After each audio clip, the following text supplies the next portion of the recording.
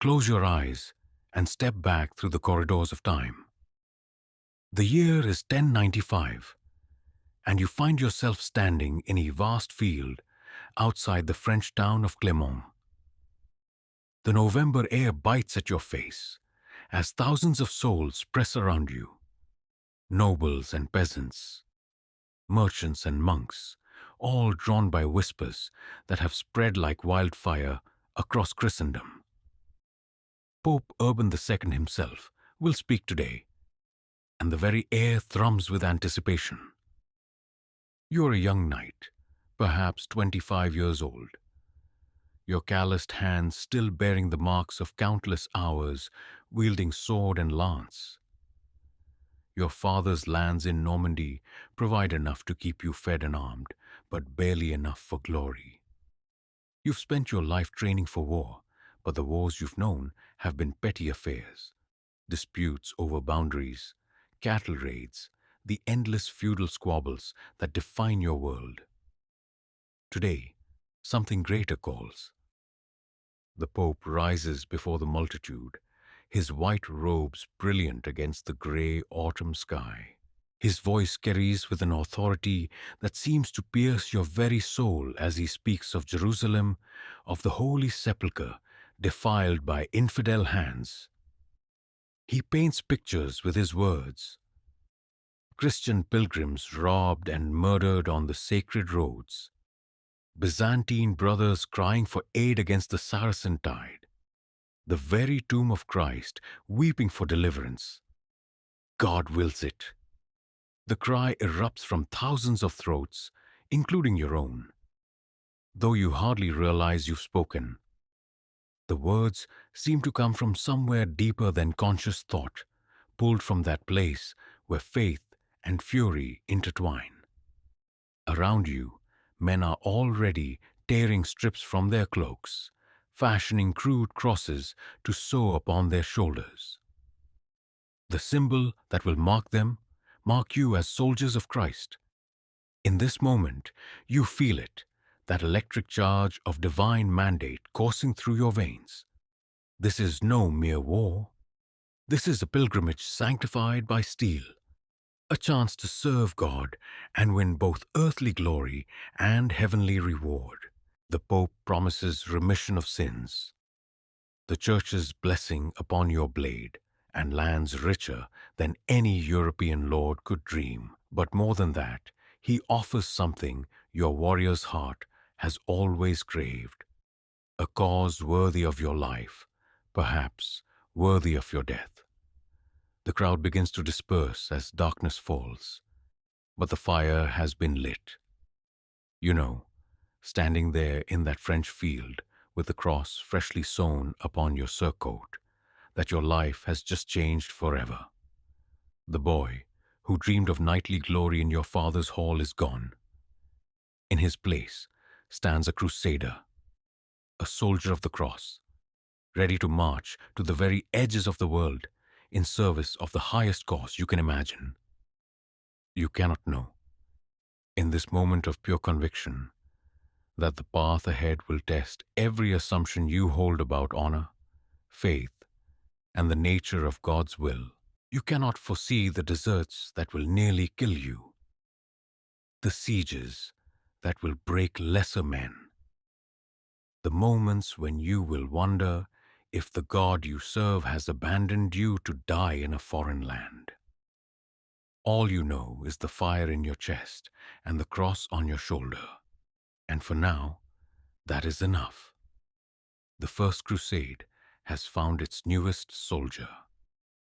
To understand what drives you to take the cross, we must journey back to your childhood, to the Norman castle, where you learned that violence and virtue were not opposites, but partners in the dance of noble life. Picture yourself at 8 years old, running through the shadow of massive stone walls that rise like man-made mountains from the Norman countryside.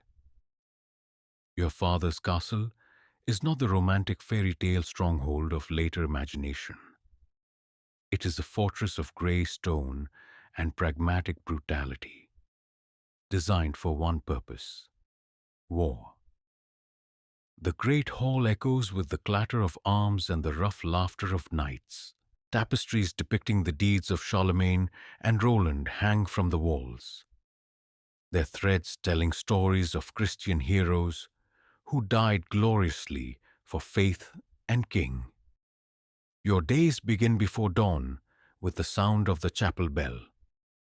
Your tutor, a priest with ink-stained fingers and patient eyes, teaches you to read Latin from illuminated manuscripts. But the lessons that truly capture your young imagination come when he reads aloud the Chanson de Roland, the epic tale of Charlemagne's nephew who died at Roncevaux Pass, choosing death before dishonor, striking such mighty blows that his sword, Durendal, cleaved stone itself. Remember, young lord, the priest tells you, his voice serious in the candlelit scriptorium. Roland could have called for help. He could have blown his horn before the battle turned desperate. But a true knight dies before he admits defeat. This is what separates us from the base-born. Not just our blood, but our willingness to die for what is right. After morning lessons come the training yards, where the real education of a future knight begins. Your first sword is wooden, sized for your small hands, but it carries the weight of destiny. The master-at-arms, a scarred veteran of a dozen campaigns, shows you the basic cuts. High guard to low, the rising thrust, the bind and counterbind that could mean the difference between life and death. Fighting is not about anger, boy. He growls, correcting your stance with a sharp rap of his own practice blade. Anger makes you stupid, and stupid gets you dead. Fighting is about control. Control of your weapon, control of your body, control of your fear. A knight who cannot master himself cannot master his enemies. The years pass in this rhythm of prayer and practice, study and swordplay. You learn to ride, not just competently, but with the fluid grace that marks true nobility. Your destrier, a massive warhorse worth more than most peasants will see in their lifetimes, becomes an extension of your will.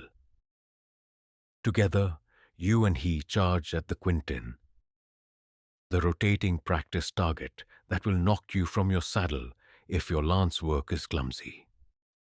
Your father watches these sessions with critical eyes. He fought in the Norman conquest of England, and his own father died at Hastings serving Duke William. War is not an abstract concept in your household. It is the family business, the source of lands and honor that you will inherit and must prove worthy to keep. See how the boy sits his horse, your father comments to his steward as you thunder past, lance couched and shield steady. Blood tells, mark my words, he has the makings of a true knight. But knighthood is about more than martial skill. Your education includes the intricate codes of behavior that separate nobility from the common born. You learn to carve meat properly, to serve wine with ceremony, to conduct yourself in the presence of ladies with courtesy that borders on worship. The Church teaches that women are vessels of both temptation and purity, and a true knight must protect them while keeping his own soul clean. The castle chaplain instructs you in theology as well as letters. You learn that the world is a testing ground where righteous souls prove themselves worthy of paradise through trials of faith and courage. War, properly conducted, is not sinful but sanctified, a means by which Christian knights serve God's will on earth. The sword is blessed before battle because it serves a divine purpose, the protection of the innocent and the expansion of Christ's kingdom. Your favorite stories are of the great Christian warriors. Charles Martel, who stopped the Saracens at Tours, Godfrey of Bouillon, whose ancestors carved kingdoms from pagan lands, the paladins of Charlemagne, who died as martyrs while spreading the faith. These tales fire your imagination and plant the seeds of ambition that will one day drive you to take the cross. On feast days, traveling minstrels come to the hall, their voices weaving tales of far-off lands where Christian knights battle dragons, both literal and metaphorical. They sing of Jerusalem the Golden, of the Holy Sepulchre, where Christ himself was laid to rest, of pilgrims who walk those sacred streets and return transformed by grace. The Holy Land seems as distant and wonderful as heaven itself, a place where faith becomes visible, where serving God and winning glory are the same thing. As you approach your 15th year, preparations begin for your dubbing ceremony, the ritual that will transform you from boy to knight, from potential to actualized warrior of Christ.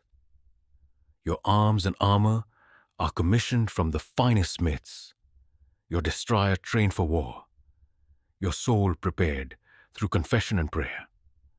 The boy who ran through these castle halls is almost gone. In his place stands a young man shaped by sword and scripture, ready to swear the oaths that will define the rest of his life. The stage is set for transformation, for that moment when cold steel will touch your shoulder and you will rise a knight, bound by honor to serve God, protect the weak, and prove worthy of the blood that flows in your veins. You cannot yet imagine how that sacred calling will lead you to the sun-scorched walls of Jerusalem. But the foundation is already laid in stone and steel, in prayer and practice, in the unshakable conviction that you were born for something greater than a peaceful death in a comfortable bed. The night before your knighthood ceremony, you kneel alone in the castle chapel as candles cast dancing shadows on the stone walls.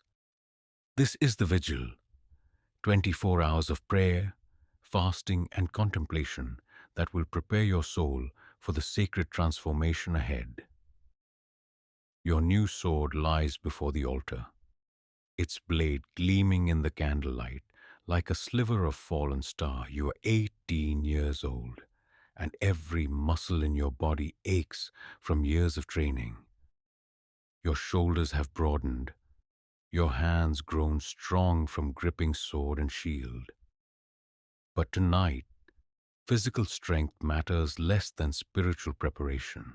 The chaplain has blessed your arms with holy water and incense, transforming tools of war into instruments of divine will. Tomorrow, you will swear oaths that will bind your soul until death releases you.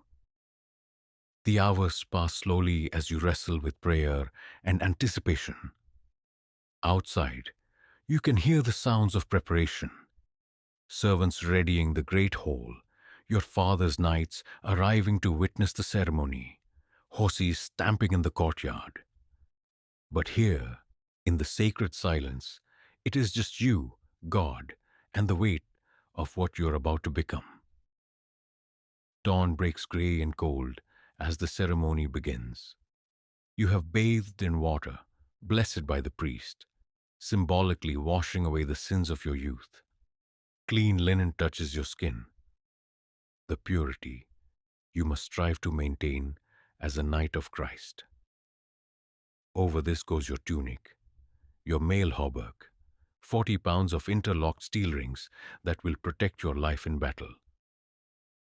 And finally, your surcoat bearing your family's arms. Your father stands before the assembled company, magnificent in his own war gear, holding the sword that will make you what you have dreamed of becoming. The blade itself is a marvel of the smith's art, 3 feet of perfectly balanced steel, its fuller running down the center like a valley of light. The crossguard forms a perfect cross, a reminder that this weapon serves a higher purpose than mere violence. Kneel, your father commands, and you drop to one knee, your head bowed. The oaths come in Latin first, as befits a sacred ritual, then in French so that every witness understands your commitment. You swear to fear God and maintain His church, to serve your liege lord in valor and faith, to protect the weak and defenseless, to give succor to widows and orphans, to refrain from wanton offense, to live by honor and despise pecuniary reward, to despise sin and defend virtue. These are not mere words. They are the architecture of your soul, the code that will govern every decision for the rest of your life. As you speak them, you feel the weight of generations pressing down on you. Your grandfather's grandfather swore similar oaths before riding to battle against Norse raiders. Your own father spoke these words before following Duke William across the Channel to claim England's crown. Be thou a good knight and true, your father intones, and the flat of the blade touches your right shoulder with surprising weight. The steel is cold through your mail, but it carries a warmth that seems to flow from heaven itself. This is the moment, the transformation from boy to man, from potential to purpose. You rise as sir. Your name now carries the weight of nobility, the responsibility of arms, the sacred trust of knighthood. The assembled company, your father's knights, local nobles, the castle's chaplain, acknowledges your new status with respectful nods and measured applause. You are no longer your father's boy, but a warrior in your own right, sworn to God and honor. Your father presents you with spurs of gold, the symbol of your noble rank, a sword belt of fine leather worked with religious scenes, and finally, the sword itself. As your fingers close around its grip, you feel the completeness of your transformation. This blade will be your constant companion, your tool of trade, your last resort in desperate moments. You will eat with it at your side, sleep with it within reach, and pray that when death comes you will meet it with the steel in your hand. The feast that follows is magnificent. Your father spares no expense to celebrate your elevation to knighthood. Roasted swan and venison fill the tables, wine flows freely, and minstrels sing the old songs of Christian valor. But beneath the celebration, you sense the deeper currents. War is coming. It always is. In this world of competing claims and ancient grudges, your new status brings not just honor, but obligation. You will be expected to lead men in battle, to make decisions that mean life or death for those who follow you. As the evening progresses, older knights approach to offer their congratulations and, more importantly, their wisdom. Sir Godfrey, a grizzled veteran who fought alongside your father in the conquest, pulls you aside for a private word. "Listen well, young sir," he says, his voice rough from a dozen campaigns. "That blade at your side is more than steel. It is responsibility made manifest. Every man you kill with it, every life you spare, every decision you make in the heat of battle will be judged not just by earthly lords, but by the King of Heaven himself.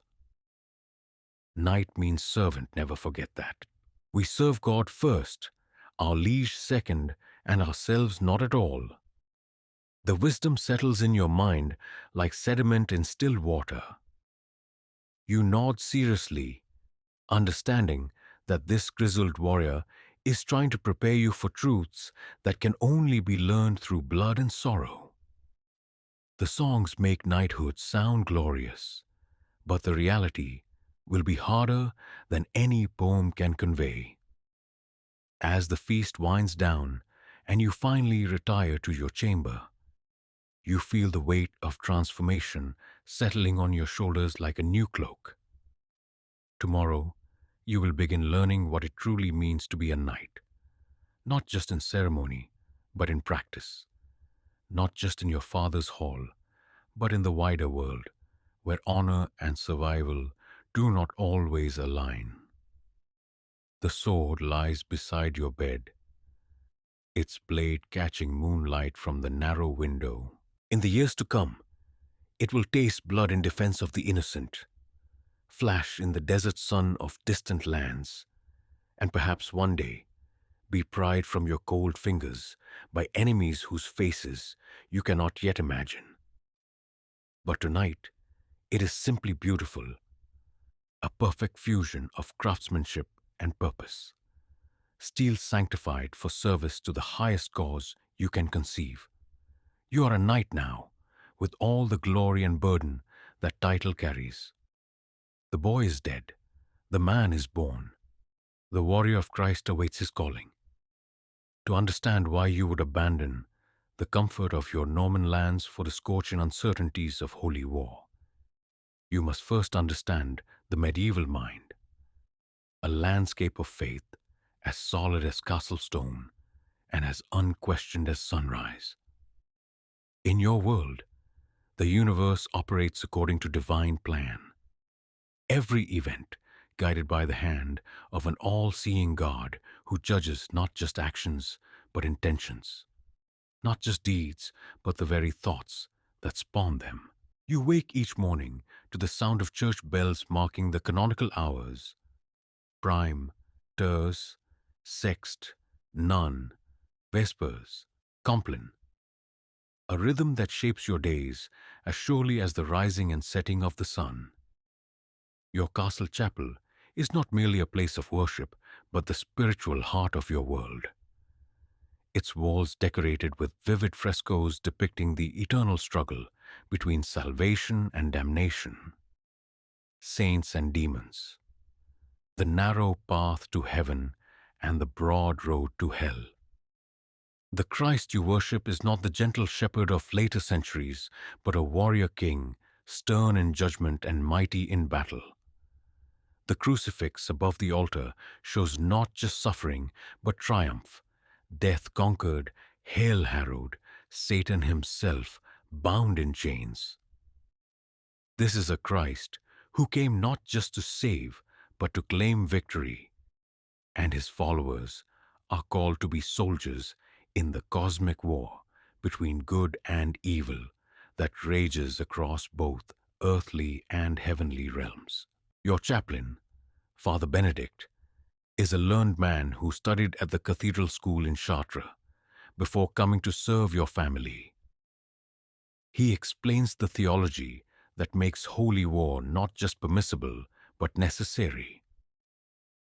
Consider Augustine's teachings on just war, he says, his voice echoing in the stone chamber as you kneel for morning prayers.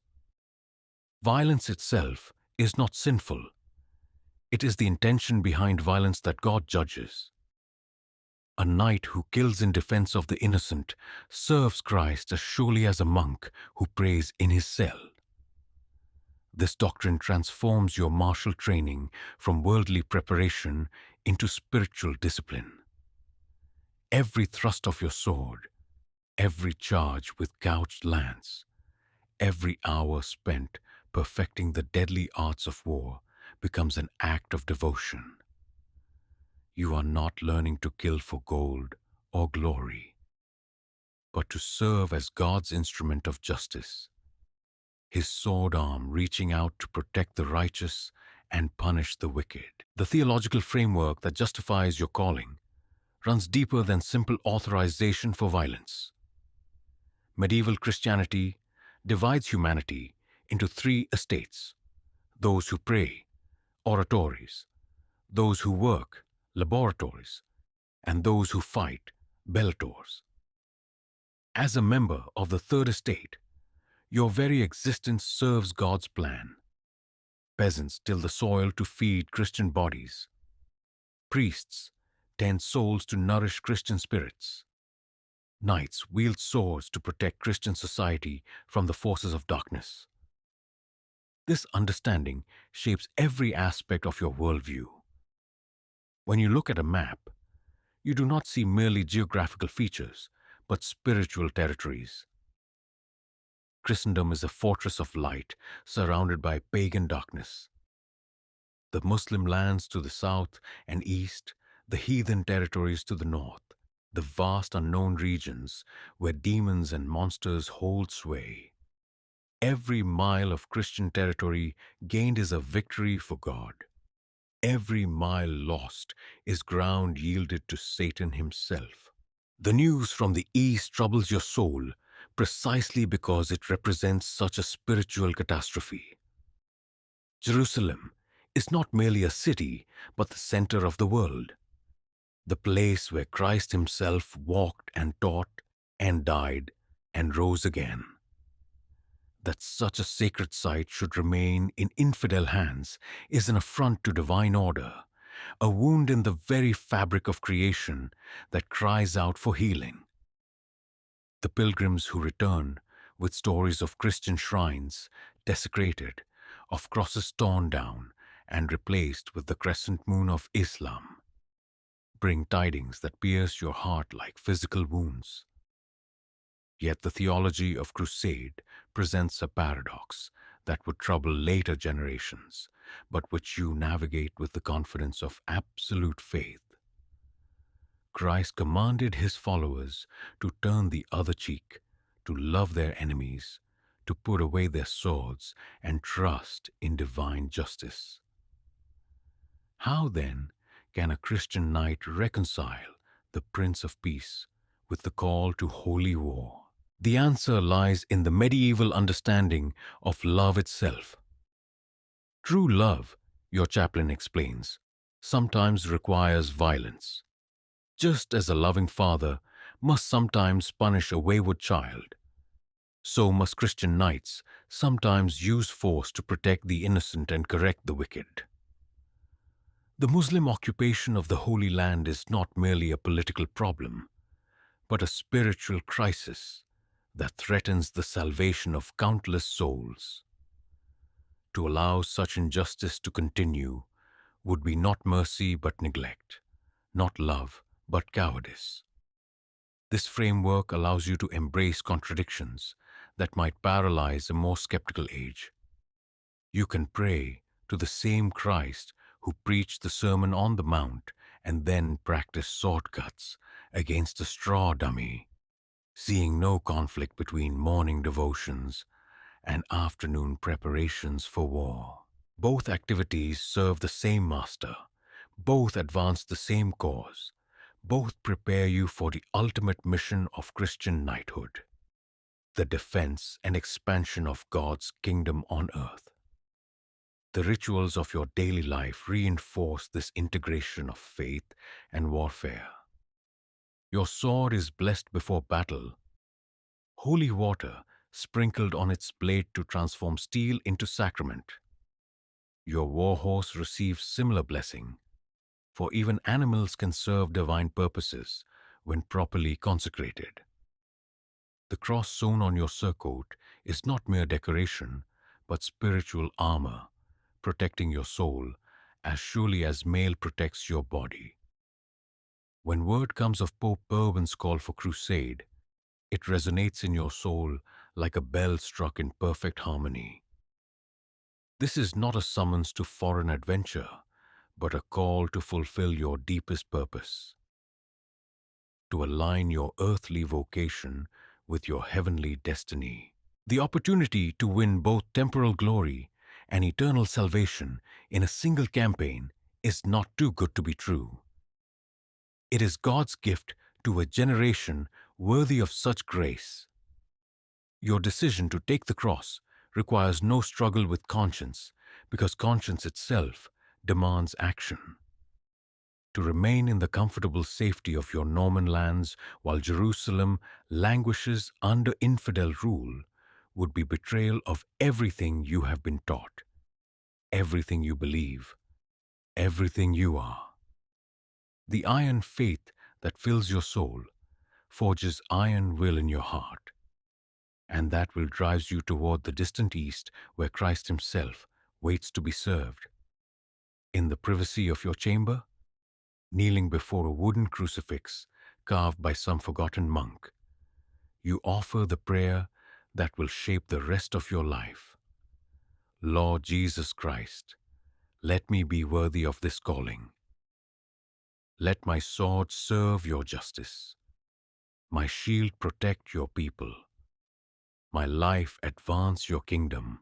If I must die for this cause, let my death be pleasing in your sight. If I must kill, let it be in righteousness and not in wrath. Make me your instrument, your weapon, your faithful knight until the end of days. The prayer rises through stone and timber, through the night air above your castle, up toward heaven where the armies of angels marshal for the final battle between light and darkness. You cannot know that this same faith that drives you toward glory will also lead you through valleys of doubt and deserts of despair, that the God you serve with such certainty will seem silent in your moments of greatest need. All you know is the fire in your heart and the certainty in your soul that you were born for this moment, this calling, this chance to serve the King of Kings with sword in hand and cross upon your breast. The iron faith of the medieval world has claimed another warrior, and tomorrow you will begin the long journey toward the destiny that awaits in the shadow of Jerusalem's walls. The romantic songs never mention the ledgers. They speak of knights riding forth in gleaming armor, driven by pure faith and noble purpose. But they do not tell of the merchants who follow in their wake, the contract that must be signed, the lands that must be mortgaged to transform spiritual calling into practical campaign. To take the cross is to become, in the most literal sense, a merchant trading in salvation. And the currency required is everything you own. Sit with your Father in his private chamber as the reality of crusade settles upon your household like morning mist. The parchments spread across his oak table tell a story that troubadours ignore. The crushing expense of holy war. A knight's equipment alone costs more than a peasant family will see in 50 lifetimes. Your destrier, bred specifically for battle, trained to bite and strike with his hoofs, worth 20 ordinary horses, represents a fortune in himself. Your armor, custom fitted by master smiths, costs as much as a modest manor. Your weapons, your supplies, the retinue of men-at-arms and servants needed to keep you effective in the field. Each item represents wealth transformed into war material. Count it carefully, my son, your father says, his finger tracing columns of figures that represent generations of accumulated prosperity. A knight's harness, 200 silver marks, the destrier, another 100. Arms for your retinue, their wages for 2 years, supplies for the journey. We speak of sums that would purchase a barony. Your family's wealth, built through conquest in England and careful management of Norman estates, now flows like water through cupped hands into the preparations for crusade. The great manor of Beaumont, granted to your grandfather by Duke William himself, must be pledged to the church to raise the silver needed for your expedition. Productive farmlands that have fed your family for 3 generations become entries in moneylenders' books. Their future harvests promise to Italian merchants who understand the mathematics of holy war better than most crusaders. The abbot of Saint-Denis proves surprisingly practical when your father approaches him about a loan. The monastery has grown wealthy on donations from pious nobles, and its treasury can advance the funds needed for your crusade at interest rates that would shame a common usurer. The church supports this holy endeavor, the abbot explains with a smile that never reaches his eyes. But even sacred causes must observe earthly necessities. Heaven may provide spiritual rewards, but silver pays for ships and supplies. You watch your father's face as he signs the agreements that will encumber your inheritance for decades. The lands that made your family independent now carry debts that must be serviced from Palestine, assuming you survive to return and claim them. Many crusaders never come back, leaving their creditors to seize estates while their bones bleach in distant deserts. Your father knows this as well as any man, yet he signs without hesitation, partly from faith, partly from pride, partly from the understanding that a knight who refuses the call to crusade forfeits honor more valuable than any material possession. The local Jewish community, despite facing increasing suspicion and hostility from Christian neighbors, proves essential to financing the expedition. Their carefully hoarded gold, accumulated through generations of careful trading in a hostile world, now flows toward the Holy Land through complex networks of credit and exchange. Isaac ben Abraham, a merchant whose family has served yours for 3 generations, arranges letters of credit that will allow you to draw silver in Constantinople and Antioch, assuming those cities remain in Christian hands when you arrive. The ways of God are mysterious, Isaac comments quietly, as he prepares the financial instruments that will fund your journey toward a land where his own people face persecution from both Christian and Muslim rulers.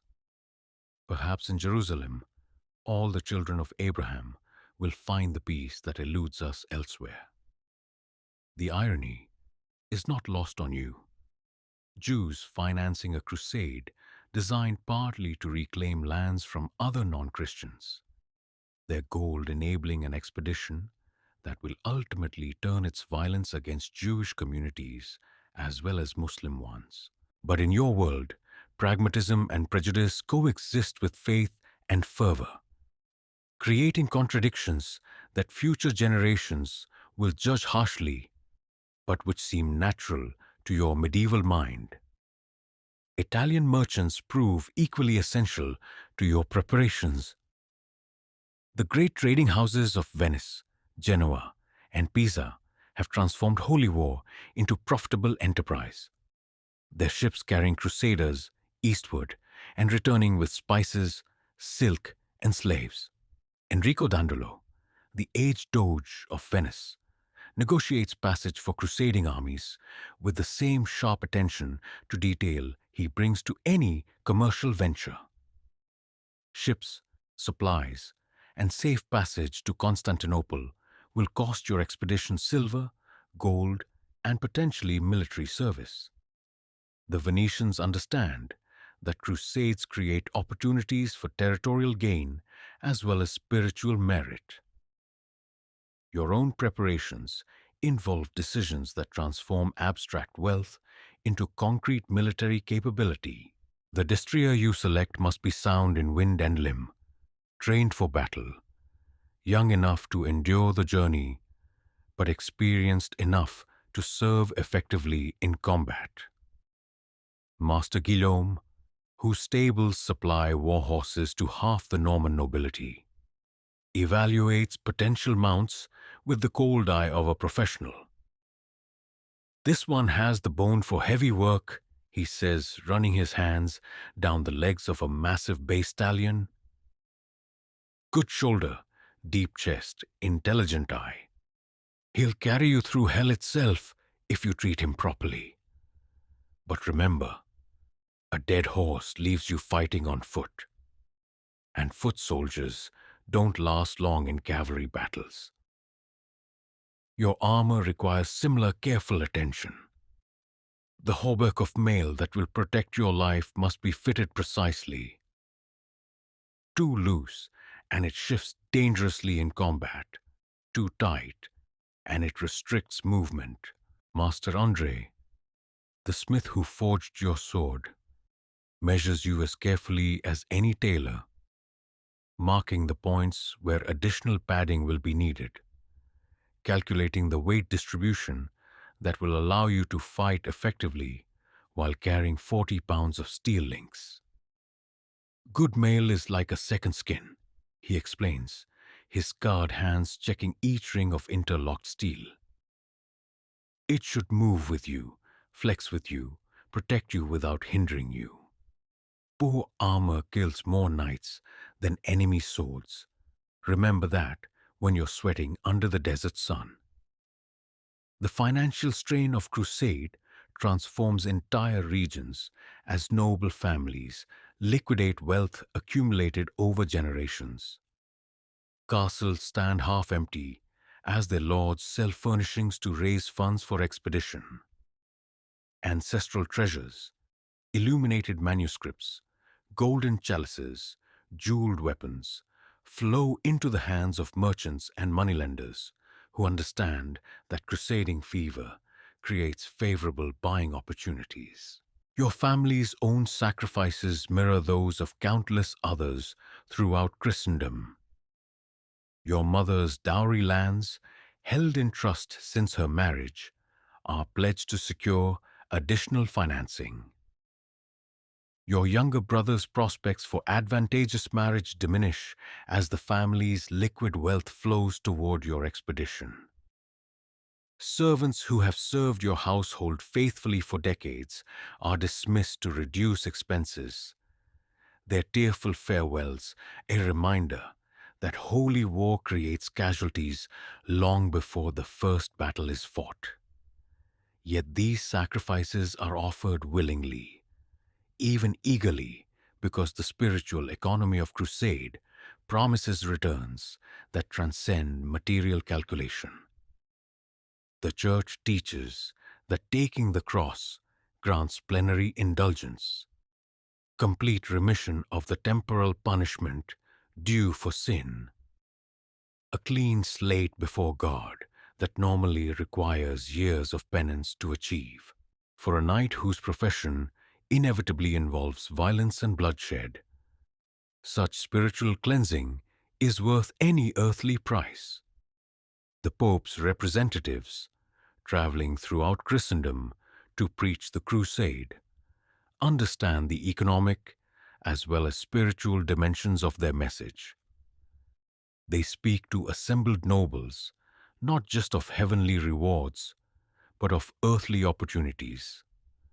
The rich lands of the East waiting for Christian settlement, the trading opportunities that will follow military conquest, the chance to establish new lordships unencumbered by the complex feudal obligations of European society.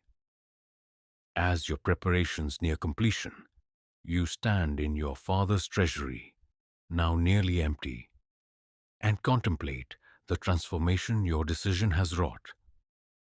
Wealth accumulated over generations has been converted into the tools of war. Family security sacrificed for the promise of divine favor. Comfortable certainty traded for dangerous adventure. You are no longer simply a Norman knight, but an investor in salvation, having wagered everything on the promise that God favors the bold and rewards the faithful. The merchant of salvation prepares to collect his reward, not in silver or gold, but in the harder currency of blood and sacrifice, victory and defeat, the chance to serve the King of Kings in the land where he once walked among men. Tomorrow, you will ride east toward glory and catastrophe, carrying with you the prayers and hopes of all who invested their treasure in your sacred mission. The ledgers are closed, the debts are sealed, The price of crusade has been paid in full. Now comes the time to discover what God's grace is truly worth in the harsh mathematics of medieval war. The romance of crusade dies somewhere between Regensburg and Belgrade, crushed beneath the wheels of reality's grinding advance.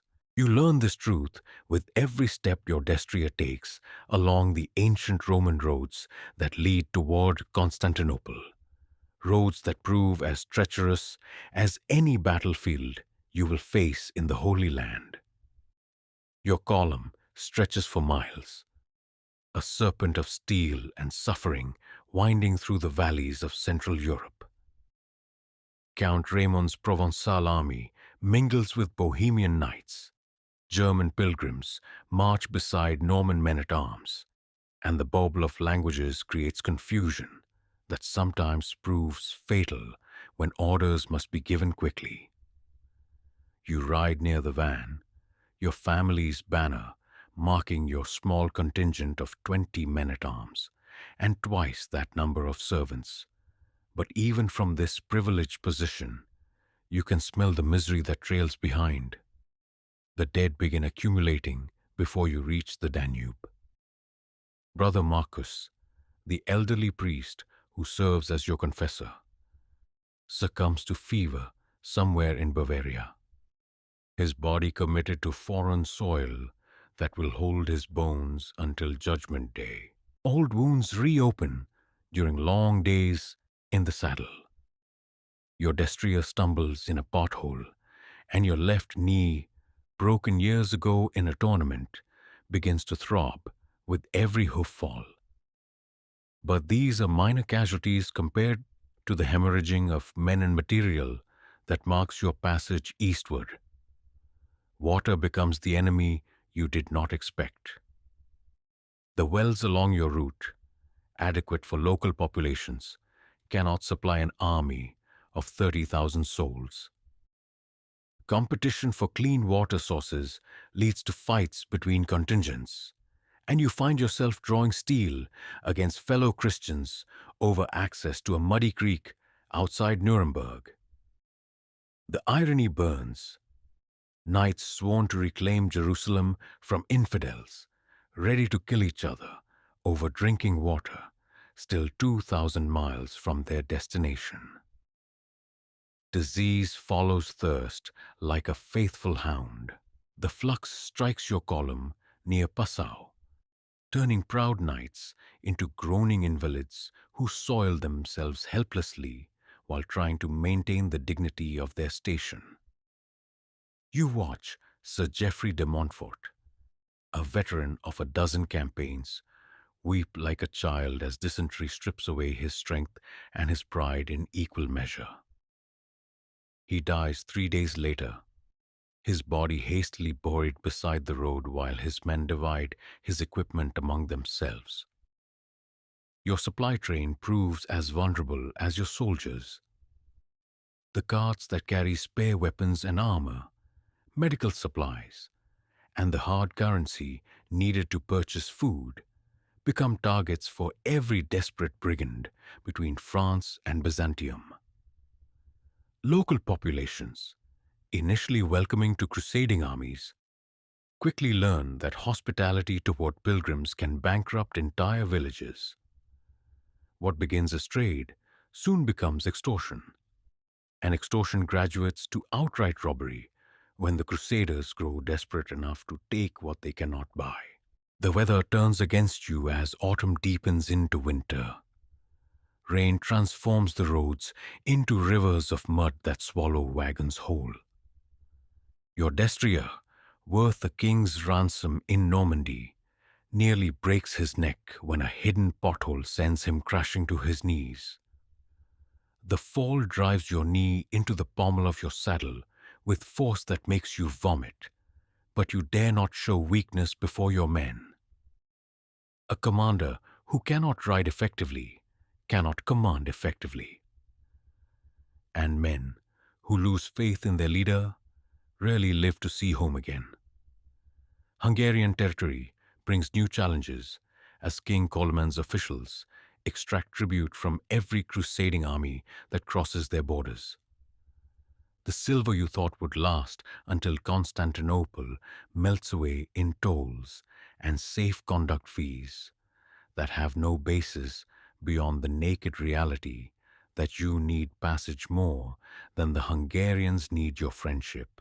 Count Raymond argues with royal officials for hours while your army consumes supplies and suffers from forced inactivity, but in the end, he pays what they demand. The alternative is war against fellow Christians in defense of the right to continue toward war against infidels. Bulgarian territory proves even worse as discipline begins breaking down entirely. Units that started as organized military formations degenerate into armed mobs, foraging becomes pillaging, and the distinction between crusader and brigand disappears entirely. You try to maintain order among your own men, but hunger makes thieves of saints and desperation transforms pilgrims into predators. The moral weight of this transformation settles on your shoulders like lead mail.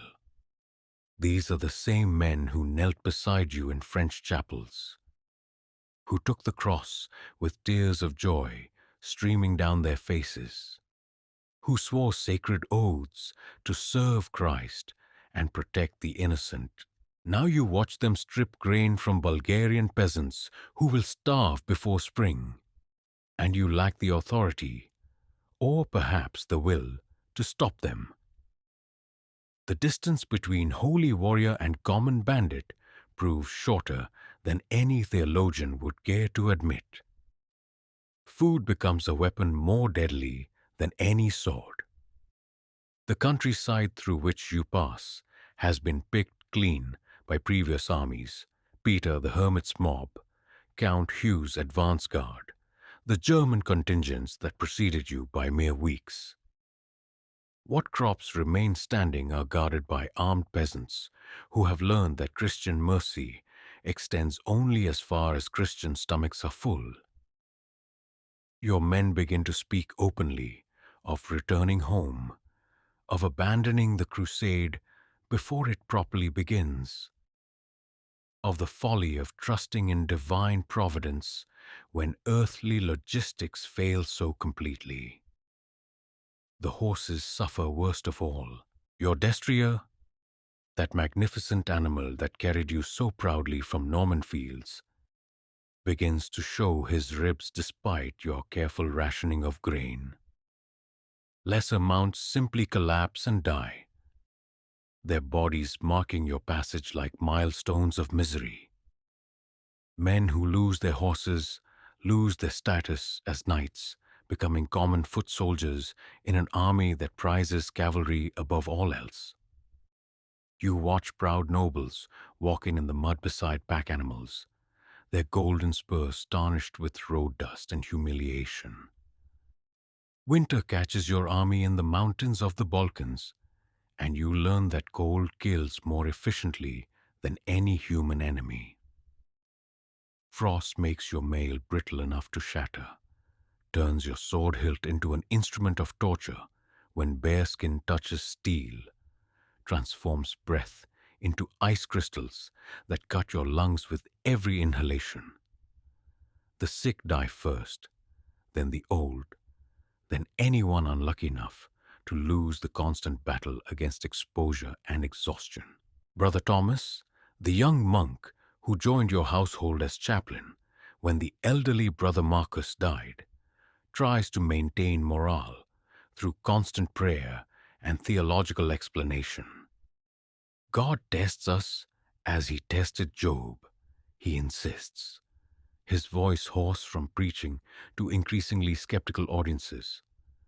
These trials purify our souls and make us worthy of the victory he has prepared for us in the East. But faith proves a poor substitute for food, and theology cannot heal frostbitten toes or cure the bloody flux that follows your army like a faithful pet. You begin to understand why so many previous expeditions to the east have ended in failure. Not because of Muslim resistance, but because of the simple, grinding attrition that claims armies long before they reach their enemies. The Danube crossing nearly destroys what remains of your column's organization. The ferryman's boats can carry perhaps 50 men and horses at a time, but your army numbers in the thousands. Days pass while men and animals wait in the freezing rain, watching the dark water that represents either progress towards salvation or a watery grave. When the crossing finally begins, overloaded boats founder in the current, carrying knights and their precious equipment to the bottom of the river. You lose 3 of your men-at-arms in the crossing. Good men who followed you from Normandy with absolute faith in your leadership. Henri the Breton, whose skill with the crossbow saved your life in half a dozen tournaments, simply disappears beneath the dark water when his boat capsizes. His body is never recovered, and you wonder if his soul can find its way to heaven from the muddy bottom of a foreign river. The nights become exercises in survival as much as rest.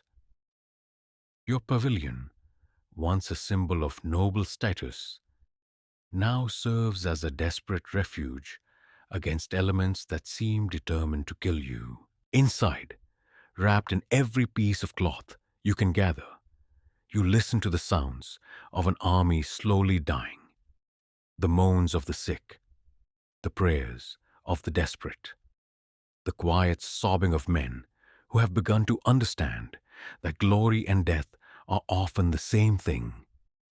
Your supplies dwindle with mathematical precision towards zero. The silver that was to last until Constantinople has been spent on overpriced grain and rotten meat from profiteering merchants who understand that desperate men pay desperate prices. Your men begin to desert in increasing numbers, slipping away during the night watches to begin the long walk home to France. You cannot blame them. Honor means little to a corpse, and dead crusaders serve God poorly. Count Raymond tries to maintain discipline through increasingly harsh punishments, but you cannot hang men for the crime of recognizing reality. When the promised land flows with milk and honey, but the road to reach it flows with blood and suffering, even the most faithful begin to question whether God truly wills this endeavor. The Pope's promises seem distant and theoretical when measured against the immediate reality of empty bellies and dying horses. Yet somehow, impossibly, you continue eastward, not from faith that has been tested nearly to breaking, but from the simple logic that turning back means admitting failure. And failure means that all who have died along the way died for nothing.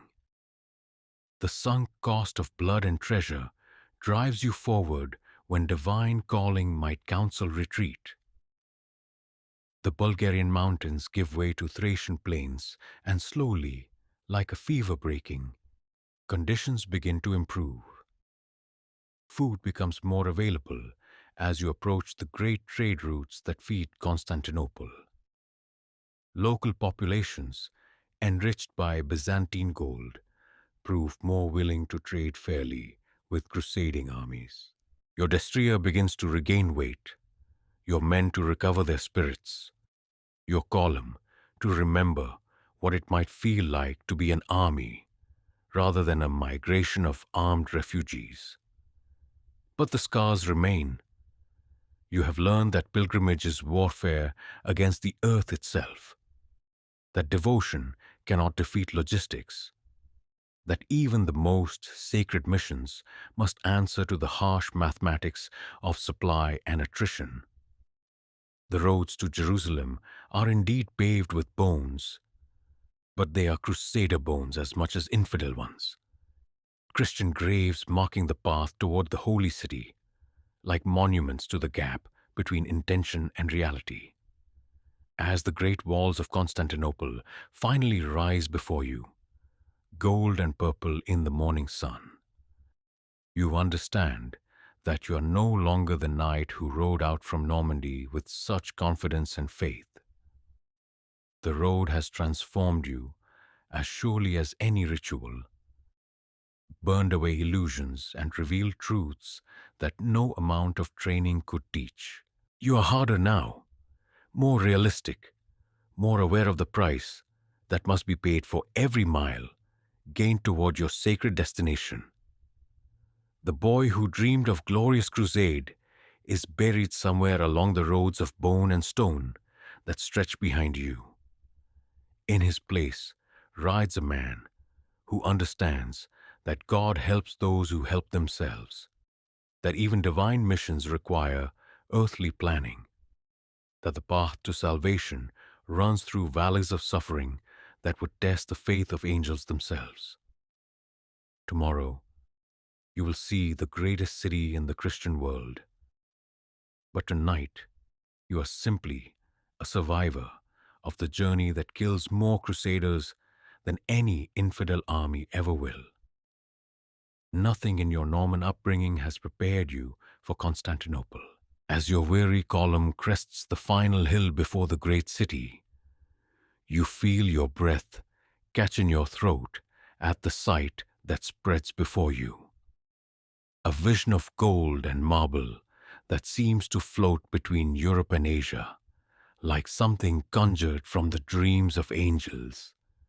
The city stretches along 7 hills, its massive walls rising from the waters of the Golden Horn, like the ramparts of heaven itself.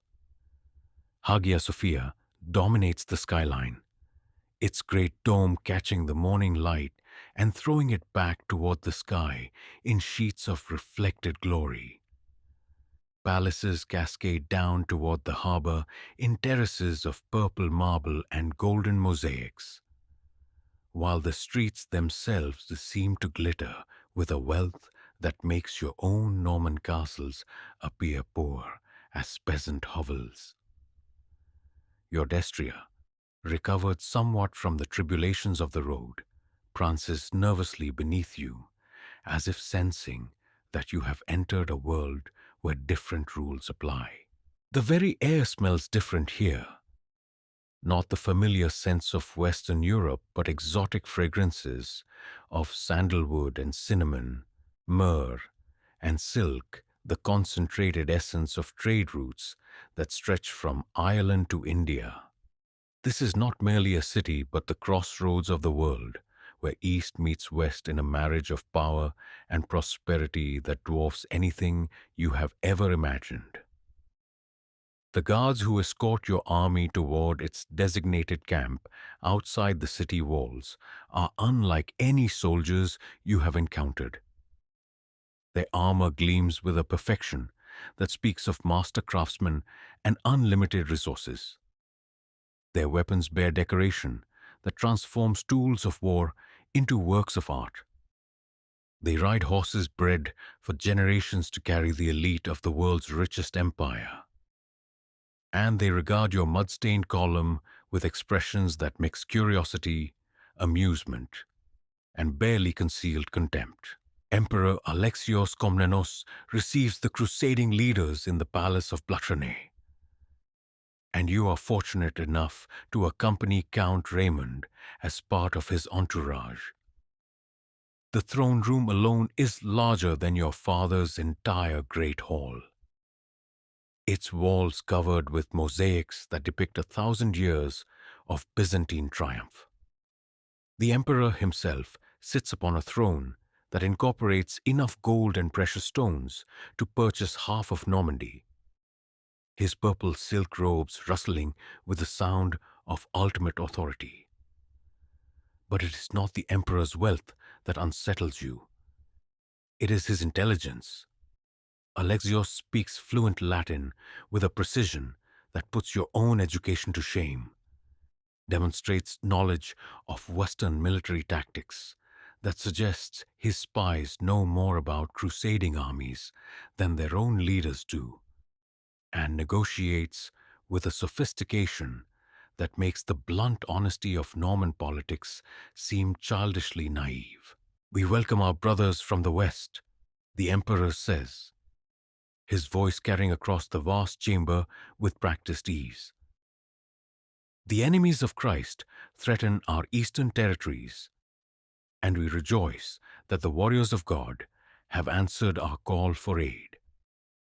Yet we must speak plainly of practical matters. How shall these great armies be supplied? How shall order be maintained among so many different peoples? How shall we coordinate our efforts to ensure victory rather than catastrophe?" The questions reveal truths that make you profoundly uncomfortable. This emperor does not see the crusading armies as divinely blessed expeditions destined for triumph through faith alone. He sees them as military assets requiring careful management, political complications demanding diplomatic solutions, and potentially dangerous allies whose objectives may not align with Byzantine interests. The gap between your simple faith in divine favor and his complex understanding of geopolitical reality is vast as the Bosphorus itself. Your lodgings in the foreign quarter of the city provide your first taste of Byzantine luxury and Byzantine alienation in equal measure. The house assigned to your contingent contains more comforts than your family's castle. Running water delivered through lead pipes, heated floors that keep winter at bay, windows glazed with real glass rather than animal hide or wooden shutters. Yet for all its magnificence, it feels alien, designed according to aesthetic principles that your Norman sensibilities cannot quite grasp. The food served at imperial banquets challenges both your palate and your assumptions about what constitutes proper cuisine. Course follows course in bewildering succession. Delicate fish prepared with spices whose names you cannot pronounce. Fruits preserved in honey and exotic seasonings. Wine so old and sophisticated that it makes the rough vintages of Normandy taste like vinegar. You watch other crusading nobles struggle with unfamiliar etiquette, while Byzantine courtiers observe their difficulties with the same detached interest they might show for performing animals. Brother Thomas attempts to conduct Mass in one of the city's many churches. But even here, you encounter differences that trouble your soul. The Eastern priests wear their beards long, and their vestments strange. They chant in Greek rather than Latin, and their theology contains subtle variations from Western doctrine that suggests the unity of Christendom is more theoretical than real. When you kneel before an icon of Christ Pantocrator, the stern Byzantine Jesus seems to judge you with different eyes than the familiar crucifix of your Norman chapel. The markets of Constantinople overwhelm your senses with their diversity and their dangers. Here, you can purchase silk from China, pepper from India, ivory from Africa, amber from the Baltic, luxuries that represent the convergence of trade routes spanning the known world. But you can also witness sights that shock your Western sensibilities. Slave markets where human beings are bought and sold like cattle. Merchants who worship strange gods or follow religious practices that seem closer to sorcery than prayer. Customs that violate every principle your Norman upbringing holds sacred. Your men struggle to adapt to this urban environment that operates according to rules they do not understand. Sir Geoffrey de Clermont gets into a knife fight with a Greek merchant over what he considers an insult, but which proves to be a simple misunderstanding of commercial etiquette. Three of your men-at-arms are arrested by Byzantine authorities for behavior that would be considered normal in any Western city, but which violates local laws they never knew existed. You begin to understand why so many crusading expeditions have foundered not on Muslim resistance, but on the impossible task of maintaining unity among allies who share little beyond nominal religious allegiance. The political intrigues of the Byzantine court prove as treacherous as any battlefield. You observe meetings when nothing important is said directly, where meaning must be extracted from gesture and tone rather than plain speech, where alliances shift like quicksand beneath the feet of anyone naive enough to trust in simple honesty.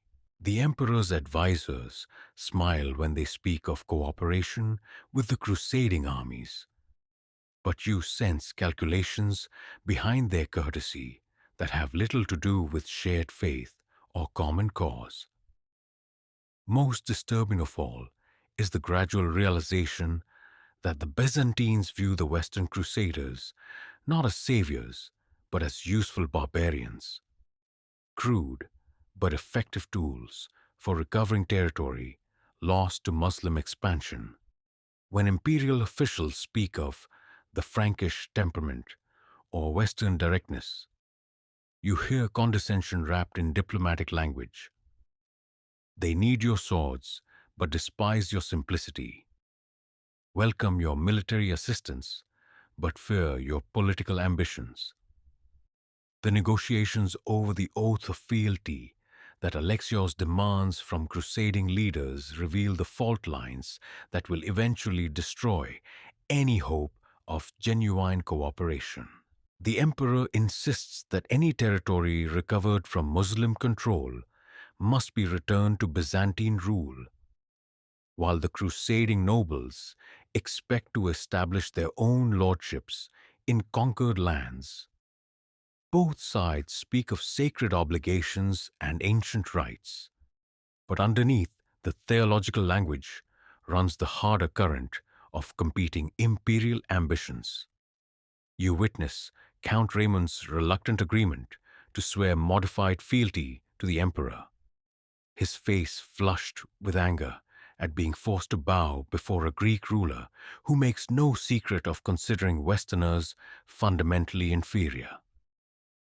Other leaders refuse entirely, their pride unwilling to bend before Byzantine gold and diplomatic pressure. The unity that seemed so complete when Pope Urban called for crusade begins to fragment before the expedition properly begins. As your army prepares to cross the Bosphorus toward Asia Minor, you stand on the deck of a Byzantine transport ship and watch Constantinople recede into the morning mist. The city has changed you in ways you're only beginning to understand.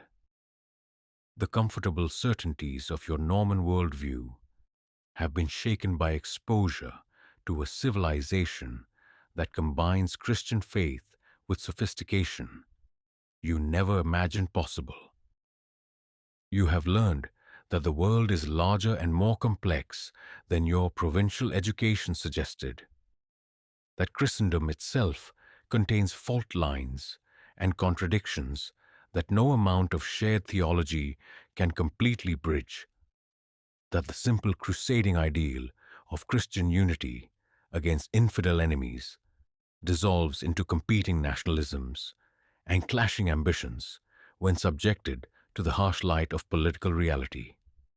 The boy who rode from Normandy with absolute faith in divine favor and Christian brotherhood is another casualty of the journey eastward. In his place stands a man who understands that even holy wars must navigate the treacherous currents of human nature, that God's work must be accomplished through imperfect instruments, that the path to Jerusalem leads through moral ambiguities as challenging as any desert or mountain range. Tomorrow you will set foot in Asia, but tonight you carry within yourself The golden shadows of Constantinople, a vision of Christian greatness achieved through compromise and calculation. A reminder that the kingdom of heaven must be built with the flawed materials of earthly politics. The crusade continues, but innocence has been left behind on the European shore. Another sacrifice offered on the altar of hard-won wisdom. The sun rises like a malevolent god over the Anatolian plateau, its rays striking your mail hauberk and transforming steel into an instrument of torture. By the third hour after dawn, the metal links have become too hot to touch with bare skin, yet you dare not remove them. This is enemy territory now, and death can come with the speed of a Seljuk arrow loosed from behind the next ridge. Your destrier moves beneath you with the measured gait of an animal conserving strength for trials ahead. The magnificent warhorse that pranced so proudly through Norman meadows has learned the harsh arithmetic of desert survival. Every unnecessary movement wastes water. Every moment of exertion brings the specter of heat stroke closer. His coat, once gleaming black, now bears the white salt stains of countless days' sweat, and his ribs show despite your careful rationing of grain. The landscape stretches endlessly in all directions, not the romantic desert of poetry, but a harsh tableland of scrub brush and broken stone that offers no shelter from the merciless sun. The ancient Roman roads that once carried legions toward eastern conquests now serve as pathways for a different kind of invasion. But the stones that supported imperial ambitions 2 centuries ago provide precious little comfort for the army of Christ that follows in their footsteps. Water becomes the enemy you never expected to face. The wells marked on Byzantine maps prove dry or poisoned, their locations known to Turkish raiders who have made the systematic destruction of water sources into an art form. Your tongue swells in your mouth as the army's water rations dwindle toward nothing, and you learn to measure liquid in drops rather than cups.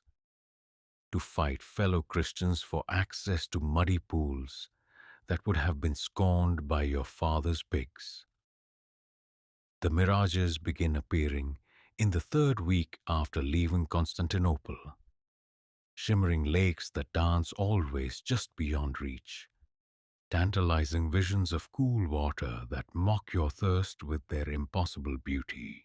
You watch grown men break ranks to chase these phantom oases, their minds snapped by heat and dehydration, only to collapse weeping when reality reasserts itself in waves of superheated air. Brother Thomas tries to maintain morale through constant prayer and theological instruction, but his voice grows hoarse from the dust that fills every breath, and his sermons about the sufferings of Christ seem pale beside the immediate reality of men dying from thirst. Our Lord wandered 40 days in the wilderness, he croaks during evening prayers, and we follow in his footsteps toward the promised land. But you wonder if Christ ever wore 40 pounds of steel mail under a sun that seems determined to cook human flesh inside its metal casing. The Turks strike without warning, their horse archers appearing like jinn from the heat shimmer to loose clouds of arrows before vanishing back into the landscape they know as intimately as you know your father's estates. These are not the honorable enemies of knightly romance, but pragmatic warriors who understand that victory goes to those who choose when and where to fight.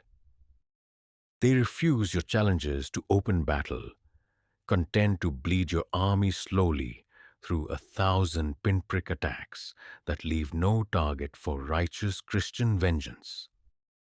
Your first real glimpse of Muslim military effectiveness comes during a dawn raid outside Doryleum. The Turkish cavalry materializes from the morning mist like a fever dream of speed and violence. Riders who seem fused with their mounts, drawing and loosing arrows with mechanical precision while their horses dance through formations that would credit professional cavalry. Their war cries echo across the plateau in a language you do not understand, but the meaning requires no translation. You are strangers in their land, and they intend to make you pay for every mile gained toward Jerusalem. The battle itself shatters illusions about European military superiority that have sustained your confidence since leaving France. These Turkish warriors fight with a sophistication that makes your own tactics seem clumsy and predictable. They feint and withdraw, concentrate and disperse, use the terrain and the sun and their own superior mobility to transform every engagement into a series of calculated advantages. When they finally withdraw after inflicting casualties your army can ill afford, you understand that reaching the Holy Land will require learning entirely new ways of war. The heat becomes a living thing that stalks your column with predatory patience. Men begin collapsing from heat stroke with increasing frequency, their bodies simply surrendering to temperatures that transform armor into furnaces and weapons into brands. You watch Sir William de Braouse, a veteran of a dozen campaigns in the cool climate of England, fall from his saddle during the afternoon march, his face purple with heat exhaustion and his breath coming in gasps that sound like a dying animal. Your own body rebels against the environment in ways that humble your knightly pride. The mail that protects your life also concentrates the sun's heat until your skin blisters where metal touches flesh. Your sword grip becomes too hot to hold without leather wrappings. Your spurs burn through boot leather to sear your ankles, and your helmet turns into an oven that seems designed to cook your brain inside your skull. Sleep becomes another form of torment as nights that seemed impossibly cold after the blazing days prove insufficient to cool equipment that has absorbed the desert's heat. You lie on ground that radiates warmth like a banked forge, listening to the moans of men whose bodies have been pushed beyond their limits, while Turkish war parties probe your picket lines with the patience of hunters who know their prey grows weaker with every passing hour. The army's discipline begins cracking under pressures no European training could anticipate. Men trained to fight in close formation scatter in search of shade during the midday halt. Knights who would charge dragon without hesitation beg for extra water rations like common beggars. The complex hierarchy of feudal service dissolves into the simpler mathematics of survival as nobles and commoners alike discover that the desert recognizes no distinctions of birth or breeding. Your supply train becomes a procession of the dying as pack animals collapse faster than they can be replaced. The oxen that pulled your baggage wagons from France perish in shocking numbers, their carcasses marking your passage like mile markers of misery. Horses bred for the mild climate of Western Europe simply cease functioning when subjected to temperatures that would challenge creatures evolved for desert life, leaving their riders afoot in a land where cavalry superiority means the difference between victory and annihilation. Food spoils within hours in the heat, turning your carefully preserved supplies into sources of disease rather than sustenance. The hard bread that forms the backbone of military rations becomes inedible powder that tastes of dust and despair. Wine turns to vinegar that burns your throat without providing nourishment, while the salted meat that could sustain life in cooler climates becomes toxic waste that breeds corruption in your body.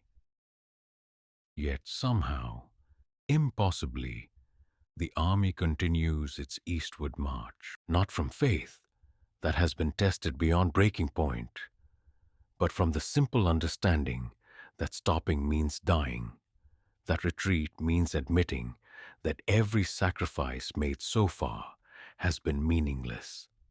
The desert has become your enemy and your teacher, stripping away everything non-essential until only the iron core of determination remains.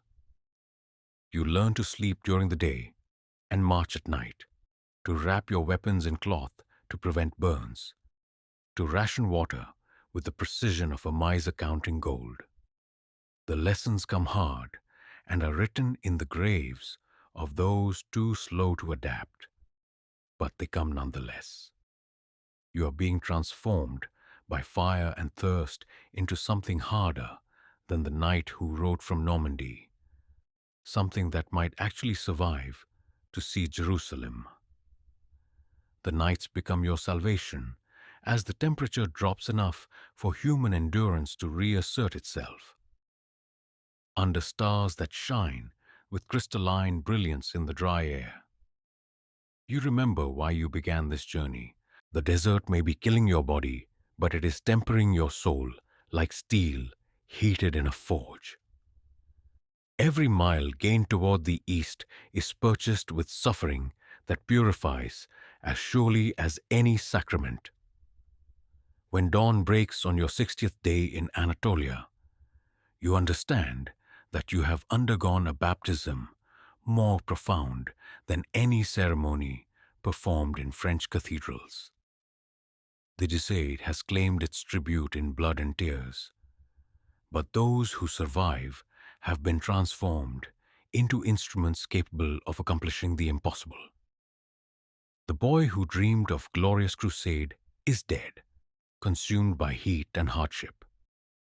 In his place rides a man who knows that God's work is accomplished not through comfort, but through trials that would break lesser souls. The sun rises again, malevolent and merciless, but you no longer fear it as you once did. You have learned its ways, adapted to its demands, proven yourself worthy of its harsh instruction. Tomorrow will bring new challenges, but you face them with the confidence of one who has looked into the furnace and emerged stronger rather than consumed. The desert baptism is complete, and the warrior it has forged is ready for whatever trials await on the road to Jerusalem. The walls of Antioch rise before your army, like the ramparts of hell itself. Ancient stones that have witnessed the rise and fall of empires, now serving as the final barrier between your exhausted forces and the road to Jerusalem. For 7 months, these walls have mocked your efforts, their towers casting shadows over the graves of knights who believed that faith alone could topple stone and mortar. You have learned the grinding mathematics of medieval siege warfare in ways no castle siege in Normandy could teach. This is not the swift, decisive warfare of knightly romance, but a test of endurance that transforms armies into carrion and reduces noble purposes to the simple arithmetic of survival.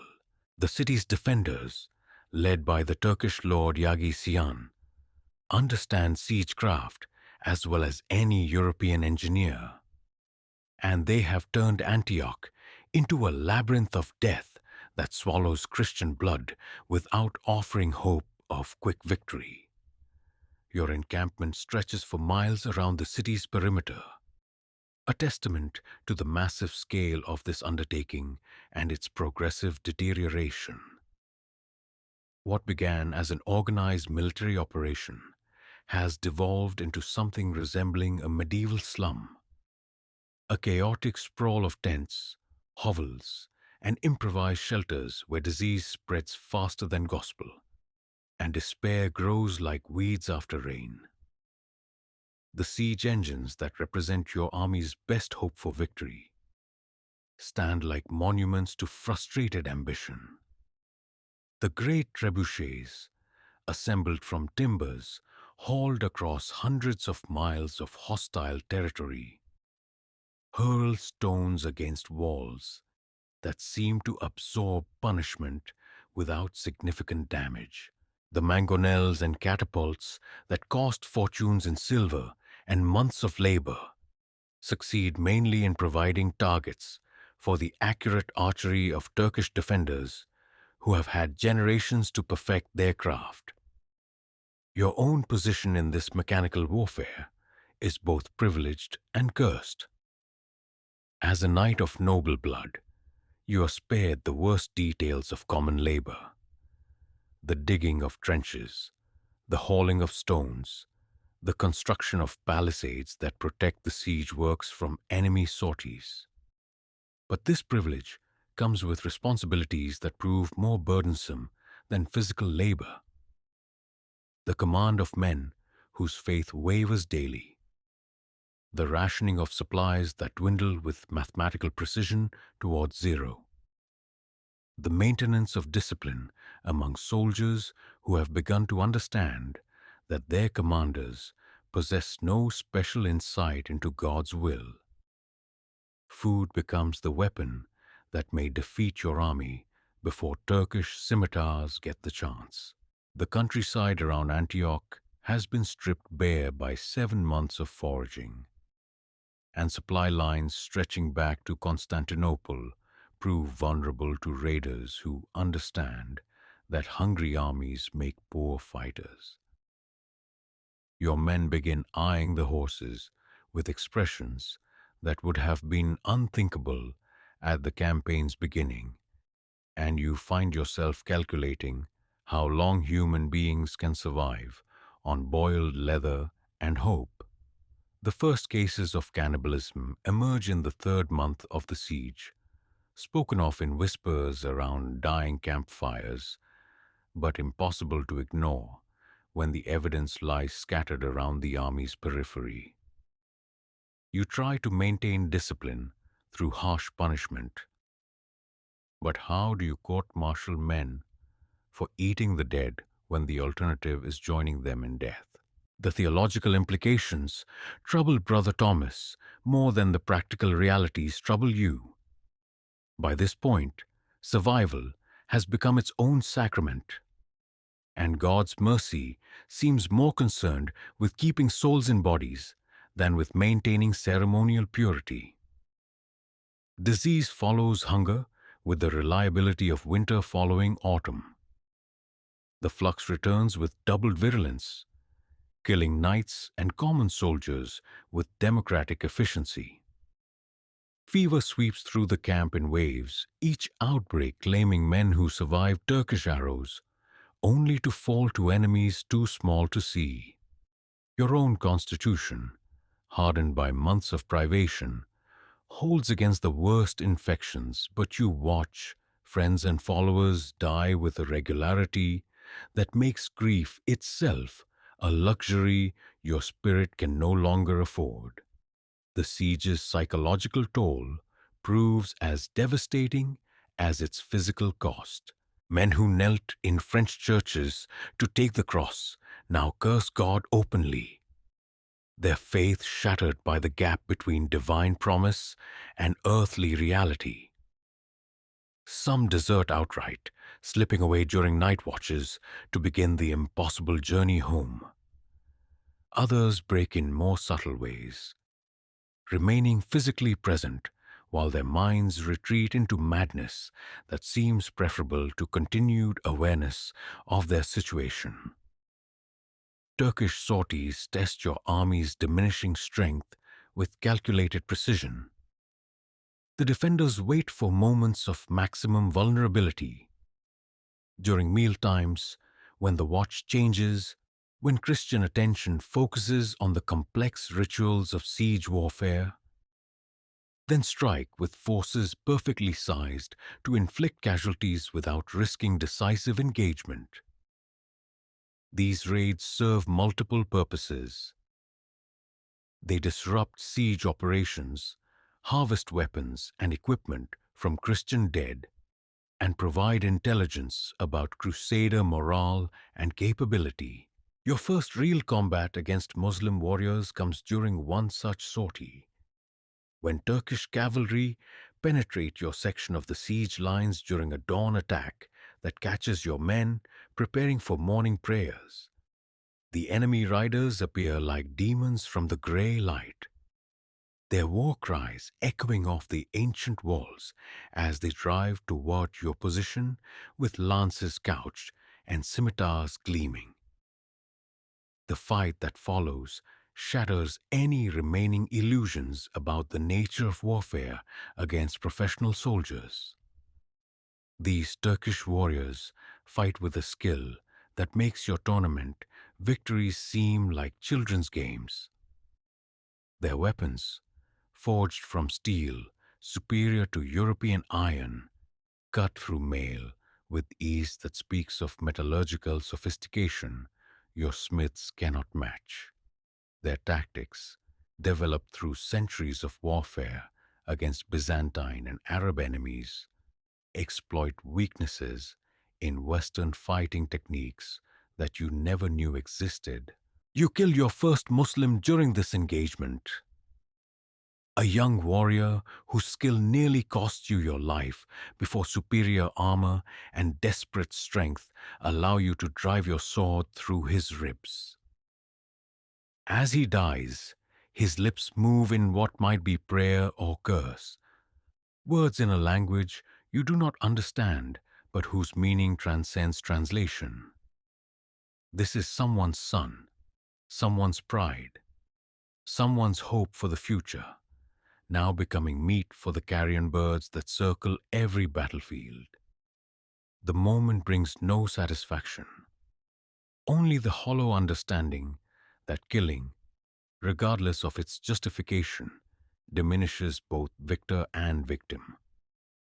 The theological certainties that made this campaign possible, the clear distinction between righteous and unrighteous violence, the divine sanction for Christian conquest, the promise that God recognizes his own, begin to crack under the weight of human reality. Winter arrives like a final judgment on the siege's folly, bringing cold that penetrates mail and leather to freeze the marrow in your bones. Men who survived the desert heat of Anatolia die from exposure outside Antioch's walls, their bodies becoming building materials for fortifications that protect the living while mocking the dead. You burn furniture from your pavilion to provide warmth that lasts mere hours, and you begin to understand why so many previous expeditions to the east have ended in catastrophic failure. The army's leadership fractures under pressures that reveal the fundamental weaknesses of feudal command structure. Count Raymond argues with Bohemond over strategy, while their men die from hunger. Duke Godfrey maintains his personal dignity, while his forces desert in increasing numbers. The unity that seemed so complete during the march from Constantinople dissolves into competing ambitions and conflicting loyalties that serve Turkish interests better than any military strategy. Yet somehow, against all logic and most evidence, the siege continues. Not from faith that has been tested beyond endurance, but from the simple recognition that retreat means acknowledging that every death has been meaningless, every sacrifice wasted, every prayer unanswered. The sunk cost of blood and suffering drives the army forward when divine inspiration fails to provide motivation. Your own survival becomes a daily miracle that you attribute less to divine protection than to careful preparation and stubborn refusal to surrender. You have learned to sleep in armor, to eat anything that will not immediately kill you, to fight effectively while weakened by hunger and disease. The comfortable assumptions about knightly warfare that shaped your Norman training have been burned away by necessity, leaving behind something harder and more practical than the idealistic warrior who rode from France. The months pass with the grinding inevitability of millstones, each day bringing fresh challenges that taste not just physical endurance, but spiritual resilience. You watch good men break under pressures that would challenge saints, and you begin to understand that warfare is less about individual heroism than collective endurance, less about divine favor than human stubbornness. When news comes that a Turkish relief army approaches from the east, you feel something that might be gratitude rather than fear. Battle, however desperate, offers resolution that siege warfare cannot provide. The siege engine of God has ground exceeding slow, but perhaps the test is nearly over, the trial nearly complete, the price nearly paid in full. Tomorrow may bring victory or death, but tonight brings only the knowledge that you have endured trials that would have broken the boy who began this journey. Whether that endurance serves God's purpose or your own pride matters less than the simple fact that you have proven worthy of whatever destiny awaits beyond Antioch's walls. The siege has forged you into an instrument capable of accomplishing the impossible. And tomorrow, you will discover what God intends to do with the weapon He has created through fire and suffering, hunger and hope, the patient grinding of siege warfare that transforms ordinary men into something harder than stone, sharper than steel, more enduring than the ancient walls that have witnessed the rise and fall of empires. The date burns itself into history with letters of fire and blood. July 15th, 1099. After 3 years of suffering that would have broken lesser men, after trials that have transformed your crusading army into something unrecognizable from the bright company that departed France, the walls of Jerusalem finally yield to Christian assault. But the victory tastes of ash and copper, and the price of triumph proves higher than any accountant of souls could have calculated. You stand atop the ramparts of the holy city as the morning sun illuminates scenes that will haunt your dreams until death releases you from memory. Below, in streets where Christ himself once walked, the army of God carries out work that seems more suited to demons than angels. The narrow alleys run red with blood, not the metaphorical crimson of poetry, but actual human gore that pools in ancient stones and flows toward drains built by Romans, who could never have imagined such carnage. Your sword hangs heavy in your hand, its blade stained with evidence of deeds that no amount of priestly absolution can entirely cleanse. The weapon that was blessed in Norman chapels, that carried you through the siege of Antioch and a dozen smaller engagements that represents the sacred marriage of faith and steel. This same blade has this day taken lives whose only crime was defending their homes against foreign invaders who claim divine sanction for conquest. The massacre began at dawn, when the siege towers finally overtopped Jerusalem's walls and Christian knights poured into the city like water through a broken dam. What followed was not battle, but butchery, not conquest, but carnage, not the righteous victory promised by papal pronouncements, but something darker that transforms victors into monsters and makes mockery of every noble ideal that brought you to this place. You watched, participated. God help you. As your fellow crusaders went about their work with systematic thoroughness that spoke of madness unleashed after 3 years of accumulated frustration.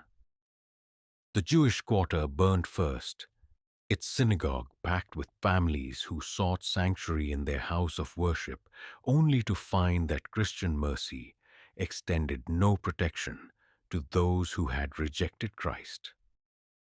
The screams that rose from that burning building will echo in your memory until Judgment Day calls you to account for your presence at such horror. The Muslim quarter fared no better as crusader fury, fed by years of hardship and loss, transformed soldiers of Christ into instruments of indiscriminate slaughter. Old men died beside their grandsons. Women fell with their children clutched in their arms. And the blood of innocents mingled with that of warriors in a crimson tide that made no distinction between combatant and civilian, guilty and blameless, young and old. Brother Thomas attempts to provide theological justification for what he witnesses, his voice cracking as he quotes Old Testament passages about divine wrath and righteous vengeance. The Lord commanded Joshua to spare none in Jericho, he says, his hands shaking as he makes the sign of the cross over bodies that will never rise again. We are instruments of God's justice, fulfilling prophecies written before the foundation of the world. But his words ring hollow in streets where justice has become indistinguishable from revenge, where divine mandate has devolved into human brutality that no amount of scriptural citation can sanctify. You have read those same passages in your Father's hall, but seeing their literal application transforms theological abstraction into bloody reality that challenges faith itself. The Temple Mount becomes the scene of carnage so complete that survivors later claim horses waded through blood up to their bridles. Whether literal truth or poetic exaggeration, the image captures the totality of destruction visited upon Jerusalem's defenders. The Al-Aqsa Mosque that stood where Solomon's temple once dominated the ancient world becomes a charnel house where the prayers of centuries are silenced by the work of Christian swords. Your own actions during those terrible hours remain unclear in memory, as if your mind has mercifully clouded details too painful for conscious recollection. You remember entering houses where families cowered in corners. Remember the weight of decisions that meant life or death for people whose only connection to you was their presence in a city you claimed for Christ. Some you spared. Why these and not others you cannot say. Some you killed, whether from military necessity or blood-mad fury. The distinction has blurred beyond recovery. The wealth of Jerusalem, accumulated through centuries of pilgrimage and trade, flows into crusader hands like water finding its level. Gold and silver, precious stones and exotic spices, silks that came from China, and ivory carved by master craftsmen, all becomes plunder to be divided among the victorious army.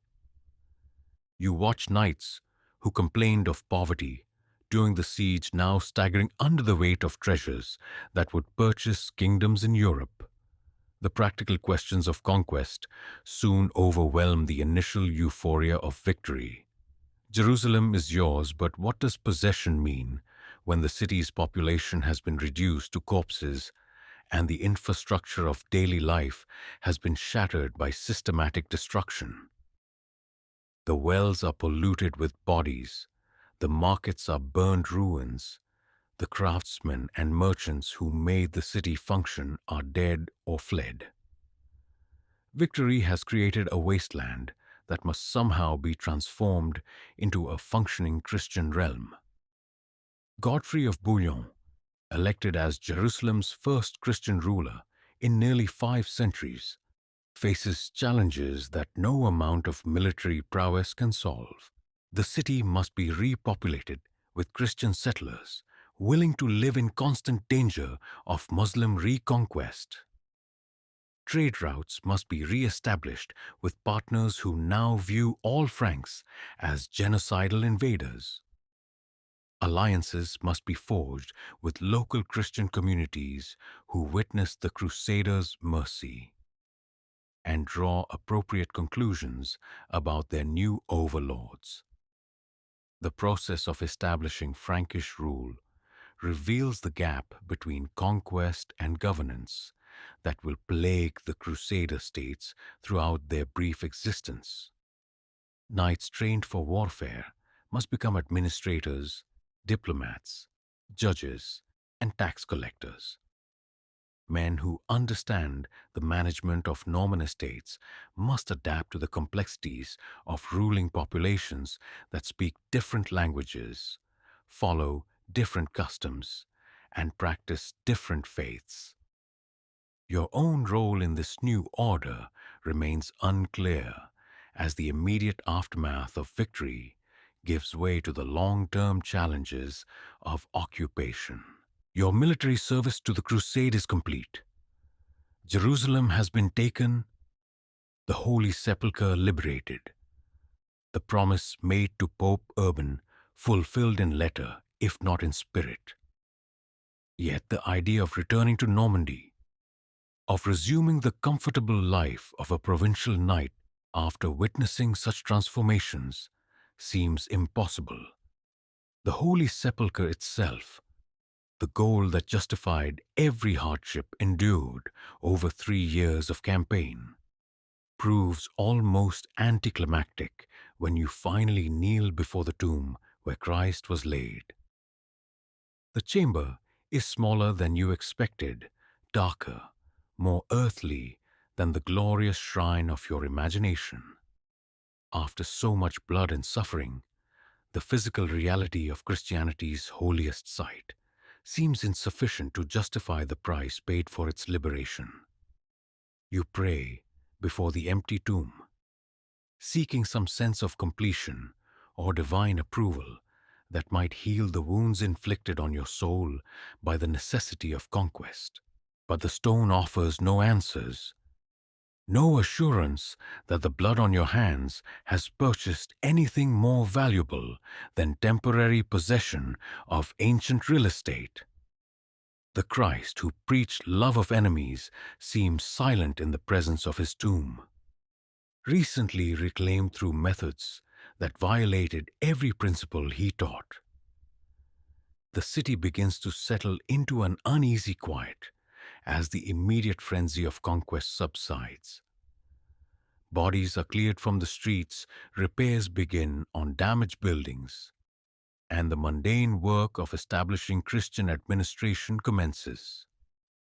But the smell of death lingers in the air like incense, and the stains on ancient stones serve as permanent reminders of the price paid for this victory.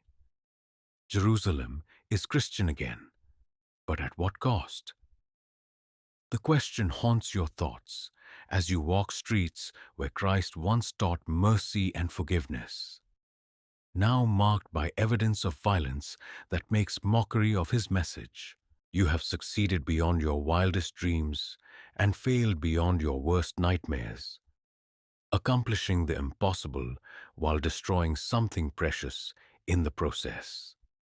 The boy who knelt in French churches to take the cross would not recognize the man who stands victorious in Jerusalem's ruins. That innocent warrior, armored in faith and certainty, died somewhere on the road between conception and reality, between noble intention and bloody implementation. In his place stands someone harder and more practical, someone who understands that God's work must sometimes be accomplished through methods that would make angels weep. Tomorrow will bring new challenges as the Crusader states struggle to survive in a hostile environment surrounded by enemies who remember this day's work and plan appropriate responses. But tonight, standing in the city where Christ died and rose again, you understand that victory and defeat are often the same thing, that triumph can taste of ashes, that the price of accomplishing the impossible may be the loss of everything that made the accomplishment worthwhile. The sacred city is yours, but you are no longer yours.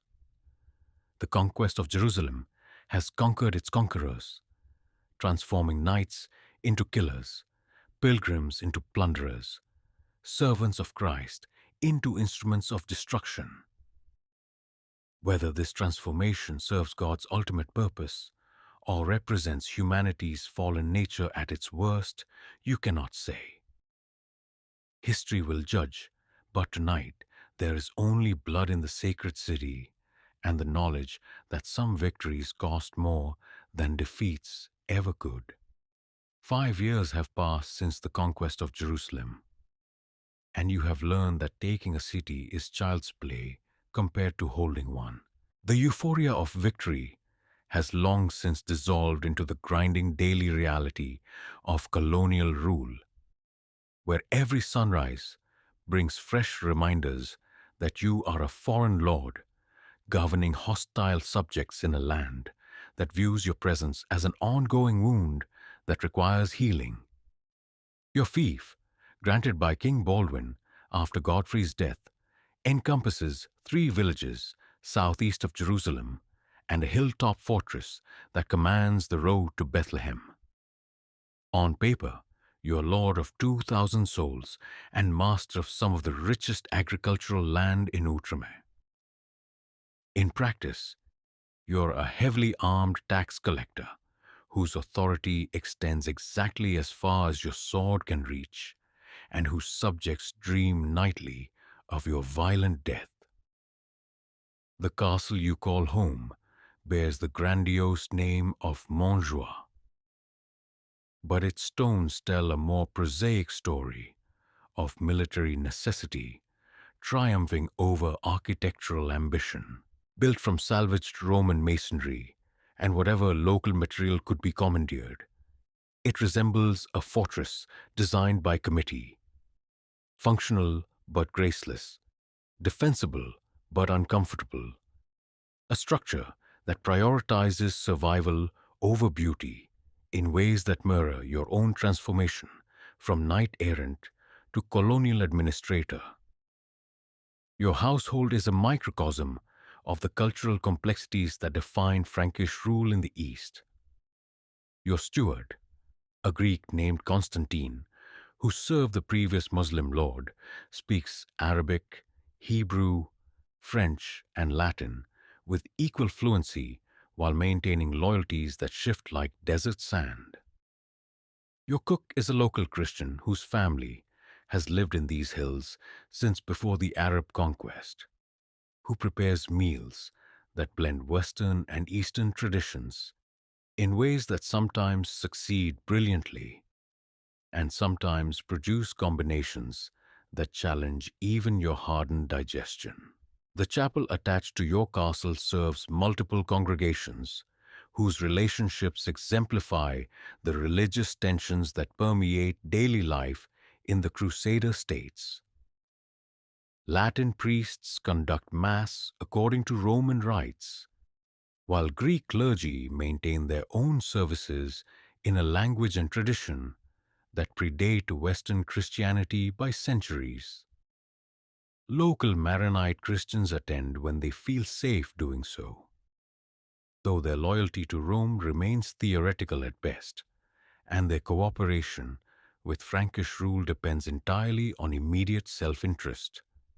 Your most trusted advisor is a Syrian Christian named Ibrahim, whose family converted from Islam 3 generations ago, but whose knowledge of local customs and politics proves invaluable to a Norman knight struggling to understand the labyrinthine complexities of Eastern society. He speaks frankly about the challenges facing Frankish rule, though always with the careful precision of a man who understands that honesty can be fatal when dealing with volatile conquerors. The people accept your authority because they have no choice, he explains during one of your private councils, his voice carrying the measured tone of someone choosing words carefully. But acceptance is not loyalty, my lord. They remember their fathers and grandfathers, they remember how life was before the Franks came, and they dream of how life might be when the Franks are gone. The agricultural cycle of your estates operates according to rhythms established long before Christians or Muslims ruled this land. But your presence as a foreign overlord disrupts traditional patterns in ways that reduce productivity while increasing resentment. The olive groves that provide the region's primary cash crop require knowledge passed down through generations of Palestinian farmers. Yet many of the most experienced cultivators died during Jerusalem's conquest or fled to lands still under Muslim control. Your attempts to impose European agricultural techniques meet with polite resistance from peasants who understand local conditions better than any Norman lord ever could. The three-field system that works well in the mild climate of France proves disastrous in a region where rainfall patterns follow different rules and soil composition requires different approaches. You learn, slowly and expensively, that successful colonization requires adaptation rather than simple imposition of familiar methods. The tax system you inherit represents centuries of evolution under Byzantine Arab and Turkish rulers. But your efforts to modify it according to European practice create inefficiencies that cost revenue while generating hostility. The traditional tithe in kind, portions of actual crops rather than silver equivalents, made sense in an economy where currency remained scarce. But your need for liquid assets to purchase European manufactured goods forces monetization that impoverishes peasants while failing to generate the wealth you require. Trade proves equally challenging as your position astride important commercial routes provides opportunities for profit that must be balanced against the political realities of dealing with Muslim merchants whose co-religionists you recently helped massacre. The spice caravans that pass through your territory carry goods worth fortunes in European markets, but extracting customs duties requires diplomatic skills that your military training never developed. Your relationship with local Muslim communities epitomizes the impossible contradictions of crusader rule. The villages under your control contain substantial populations who practice Islam openly, whose mosques continue to function, whose religious leaders maintain authority that predates and may outlast your own lordship. Practical necessity requires tolerance that contradicts the religious justifications for crusade, creating cognitive dissonance that you resolve through careful compartmentalization of public duty and private faith. The children born in your villages since the conquest represent a generation that will know no other reality than Frankish rule. Yet their loyalty remains questionable at best. They learn Arabic as their first language, follow customs shaped by Islamic tradition, and view the Frankish minority as foreign occupiers whose presence must be endured rather than embraced. Your efforts to encourage conversion to Christianity meet with success measured in handfuls rather than multitudes, and even converted families maintain cultural practices that mark them as essentially un-European. Your own household staff presents daily reminders of the cultural isolation that defines Frankish existence in Outremer. Your serving girls speak Arabic among themselves. Your grooms follow Muslim customs in caring for horses. Your guards practice fighting techniques learned from Turkish masters. You are surrounded by people whose competence you depend upon, but whose ultimate loyalties remain forever questionable. The military situation requires constant vigilance against enemies who understand the terrain better than you understand your own estates. Bedouin raiders strike without warning, disappearing into landscapes that offer 1,000 hiding places for those who know where to look. Your patrols, effective enough against European opponents, prove clumsy and predictable when operating against adversaries who treat warfare as an extension of desert survival skills. Your mail hauberk, worn daily since arriving in Palestine, has become a symbol of the permanent tension that defines colonial life. You sleep in armor, eat in armor, conduct the daily business of lordship, while encased in steel that provides physical protection at the cost of comfort and mobility. The weight that once seemed reasonable during brief campaigns now represents a constant burden that shapes every aspect of daily existence.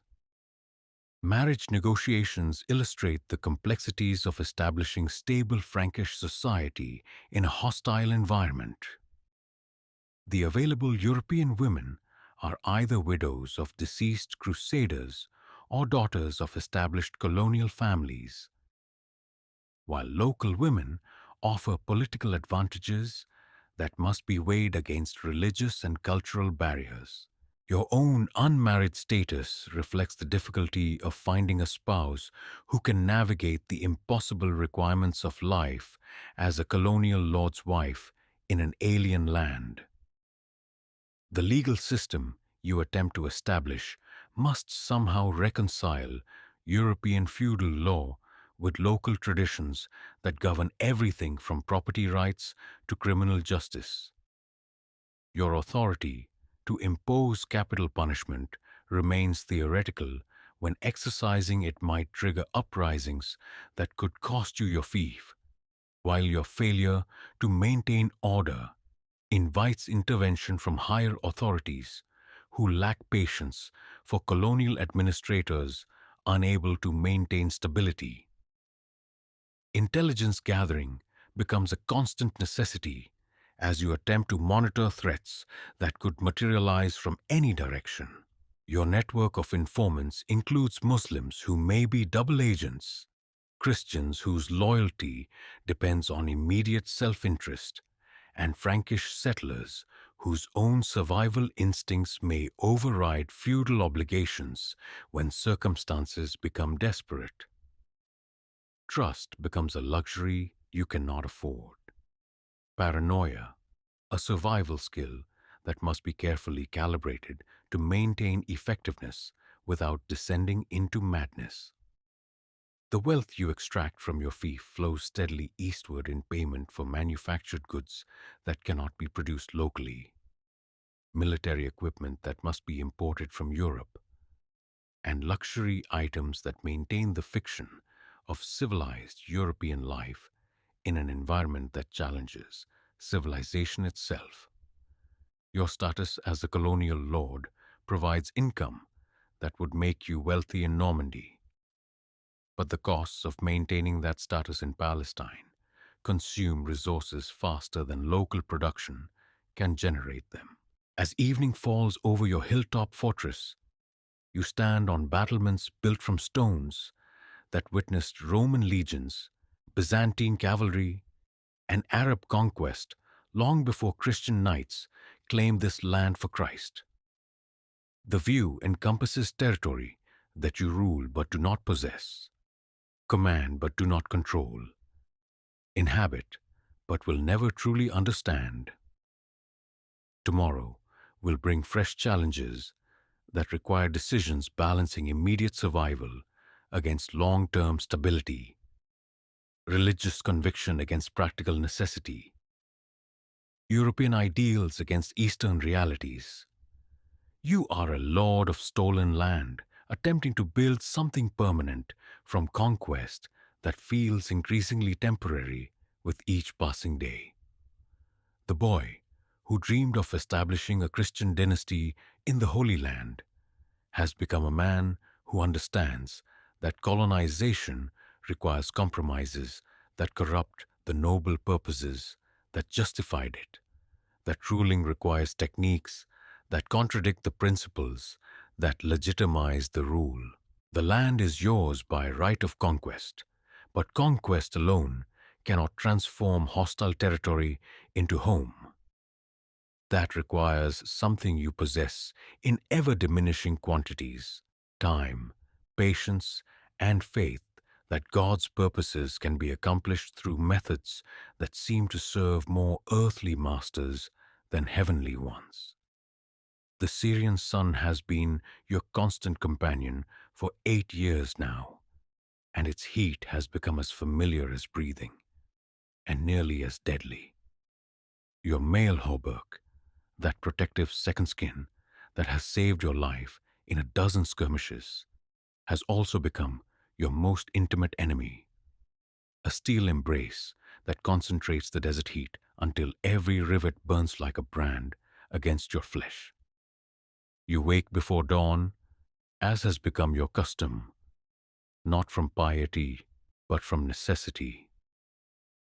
The hours between first light and the sun's ascendancy represent the only time when movement is possible without courting heat stroke. Your chamber in Montjoie Castle provides minimal relief from temperatures that would have killed the Norman knight who first donned this armor in the cool hills of France. The ritual of arming has evolved into something approaching religious ceremony. Each piece of equipment checked and rechecked with the devotion other men reserve for prayer books. Your sword, its blade pitted from desert sand, but its edge maintained with obsessive care, represents the difference between life and death in a land where every shadow might conceal an enemy. Your shield, bearing the scars of 8 years fighting, tells the story of your survival in notches and splits that chronicle battles whose names you sometimes struggle to remember. The iron links of your hauberk have taken on the patina of constant use, their surface darkened by sweat and blood, polished by sand and violence. 40 pounds of interlocked steel rings that once symbolized knightly status now represent the crushing weight of permanent readiness for combat. You have not removed this armor for more than a few hours at a time since arriving in Palestine, and your body bears the permanent marks of its constant pressure: grooves worn into shoulders, calluses that never heal, a posture bent slightly forward from years of carrying this metallic burden. Your destrier, that magnificent animal that carried you from Normandy with such pride, died 3 years ago during a particularly brutal summer campaign against Damascus. His replacement, a Syrian horse of mixed breeding, lacks the bone and beauty of European stock, but possesses an understanding of desert warfare that no amount of Norman breeding could provide. This animal knows to conserve energy during the heat of day, to detect water sources by scent alone, to sense the approach of enemy cavalry through vibrations in sand that European horses would never notice. The morning patrol of your territory begins while stars still shine in the clear desert air. Your small column of knights and men-at-arms threading through olive groves that provide illusory security. Every tree could hide an archer. Every stone wall might conceal a warrior whose scimitar has tasted Christian blood. The landscape that seemed so exotic during your first months in Palestine now feels hostile in ways that transcend mere military threat. This is alien territory that actively resists European presence, that seems designed to kill unwary foreigners through heat, thirst, disease, and the constant pressure of knowing you are unwelcome. Your men ride in the careful formation, learn through bitter experience, spacing designed to provide mutual support, while preventing any single ambush from destroying the entire patrol. These are veterans now, survivors of campaigns that have killed better men than they, shaped by warfare that bears no resemblance to the chivalric combats of their European youth. They speak Arabic with varying degrees of fluency, understand local customs well enough to avoid needless offense, and fight with a pragmatic efficiency that would shock the knightly idealists who first took the cross. The village of Einhord represents your first stop, its Christian population a reminder of the complex religious dynamics that define daily life in Outremer. These people practice Christianity that predates the arrival of Latin crusaders by centuries, following traditions that seem exotic to your Western sensibilities, while claiming apostolic authority that makes your own religious practices seem provincial. Their priest, an ancient Syrian whose beard reaches his waist, conducts services in Aramaic, the language Christ himself spoke, making your Latin masses feel like recent innovations rather than timeless traditions. The villagers' reception varies with current political conditions and recent events that shape their calculation of survival odds. When Muslim raids have been frequent, they welcome your protection with genuine gratitude. When times are peaceful, they regard your presence as expensive and unnecessary, a tax burden that reduces their prosperity without providing obvious benefits. Their children, born under Frankish rule, speak Arabic as their first language and view your armed presence as a permanent feature of landscape rather than a foreign imposition requiring resistance or accommodation. The tax collection that justifies these visits provides constant reminders of your position as colonial administrator rather than traditional lord. The olive oil, grain, and silver that flow from these villages to your treasury represent wealth extracted from people who would prefer to keep it, paid to support an occupation force they would rather see depart. Your efforts to be fair in assessment and collection must be balanced against the economic necessities of maintaining a military household in an environment where every piece of equipment costs multiples of its European price. The heat begins its daily assault as the sun clears the eastern hills, transforming your mail from protection into torture device with mechanical precision. By the 4th hour after dawn, the steel links have become too hot to touch with bare skin. Yet removing the armor would mean accepting vulnerability to arrow or blade that could end your life in seconds. You learn to endure discomfort that would have seemed impossible during your Norman youth, developing techniques for managing pain that approaches the contemplative practices of desert mystics. Water becomes a tactical consideration that shapes every decision and movement. Your water ration, carefully calculated to last through the day's patrol, must be husbanded with miserly precision while maintaining the alertness necessary for survival. You learn to drink in measured sips rather than satisfying draughts, to recognize the early signs of heat exhaustion in yourself and your men, to calculate the deadly arithmetic of fluid loss versus operational requirements. The ambush, when it comes, unfolds with the terrifying suddenness that characterizes warfare in this landscape. Turkish horse archers materialize from terrain that seemed empty moments before, their composite bows sending arrows with accuracy that speaks of lifelong practice. Your column's response, drilled through years of similar encounters, deploys with precision that represents hard-won expertise in staying alive when death strikes without warning. The fight itself lasts mere minutes, but feels like hours, compressed into crystalline moments of absolute clarity. Your sword finds the gap in an enemy's armor with the instinctive accuracy developed through 8 years of constant practice.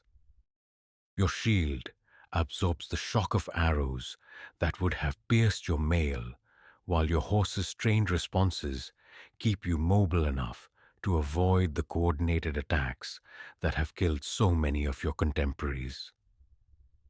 The aftermath reveals the constant toll of colonial warfare that never appears in official reports sent to European chroniclers. 2 of your men-at-arms are wounded, not mortally, but seriously enough to reduce their effectiveness for weeks. Your own left arm bears a shallow cut from a Turkish saber that came closer to severing arteries than comfort allows contemplating. The horses have suffered more than their riders, arrows finding targets in animal flesh that cannot be protected by armor designed for human bodies. The dead Turk, whose body lies beside the road, represents another small victory in a war that cannot be won through accumulation of such successes. His equipment, superior in many ways to your own, speaks of a military culture that has adapted to local conditions with sophistication that Frankish arms cannot match. His youth, he appears no older than 20, reminds you that this conflict consumes the sons of 2 cultures with democratic efficiency that recognizes no distinction between righteous and unrighteous causes. The return journey to Montjoie unfolds under the full weight of midday heat that transforms movement into endurance trial. Your destrier plods with the mechanical persistence of an animal that understands survival, depends on steady progress rather than burst of speed. The landscape shimmers with heat mirages that create phantom lakes and imaginary armies, optical illusions that challenge perception, already strained by dehydration and fatigue. Your castle appears through the heat haze like a vision of salvation, its stones radiating warmth that speaks of thermal mass heated beyond comfort, but providing sanctuary from enemies, human and environmental. The climb to its gates requires effort that leaves you gasping in the thin air and blazing sun. Each step a small victory over physical systems pushed beyond their design limits. The afternoon's administrative duties unfold in the relative cool of your great hall, where thick stone walls provide insulation from the worst heat, while windows admit light without allowing entry to the furnace outside. Account books written in multiple languages chronicle the complex economics of colonial rule, taxes collected in various forms of payment, expenses for equipment that must be imported from Europe, investments in fortifications that may become graves if political situations deteriorate. Your evening meal, prepared by cooks who blend European and Eastern traditions with varying degrees of success, represents one of the few pleasures available to a colonial lord whose life has been reduced to survival calculations and administrative duties. The wine, imported at enormous expense from Cyprus, provides brief escape from realities that grow harsher with each passing year as Muslim pressure intensifies and European support becomes increasingly theoretical. Sleep comes fitfully in a chamber where stones radiate heat accumulated during the day, while your mail hauberk hangs nearby like the skeleton of some metallic beast.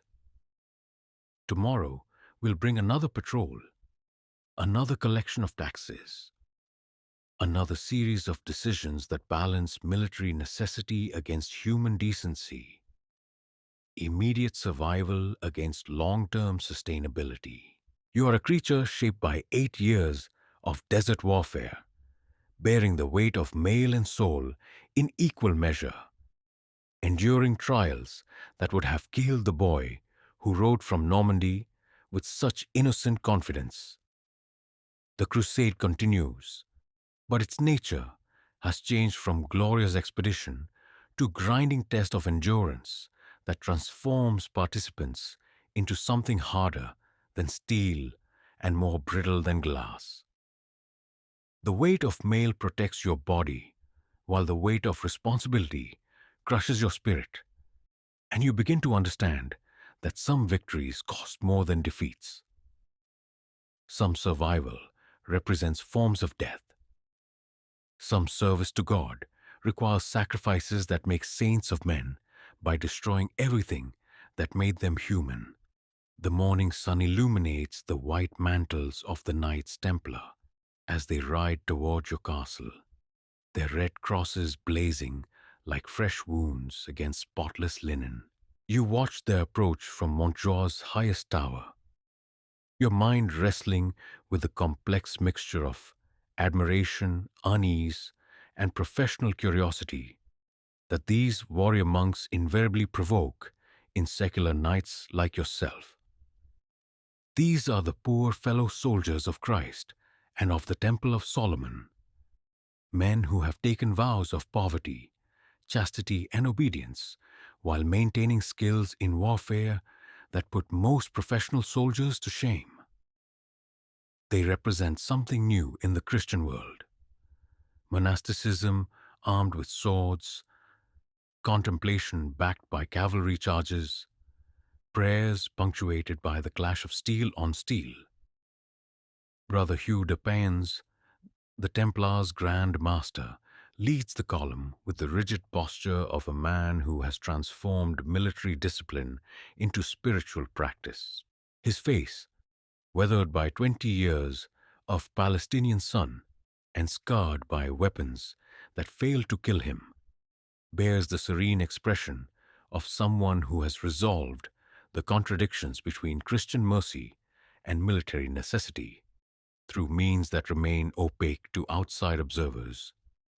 You receive them in your great hall with the courtesy due to fellow Christians and the caution appropriate when dealing with men whose loyalties transcend feudal obligations. The Templars acknowledge no earthly lord save the Pope himself, follow rules written in blood and sanctified by papal decree, and pursue objectives that may not align with the immediate interests of secular crusader lords like yourself. Brother Renaud sends word that Saracen raiders have been operating near Bethany. Hugh reports, his voice carrying the measured cadence of formal military briefing. Their numbers suggest coordination beyond simple banditry. We seek your cooperation in eliminating this threat before it grows into something more dangerous.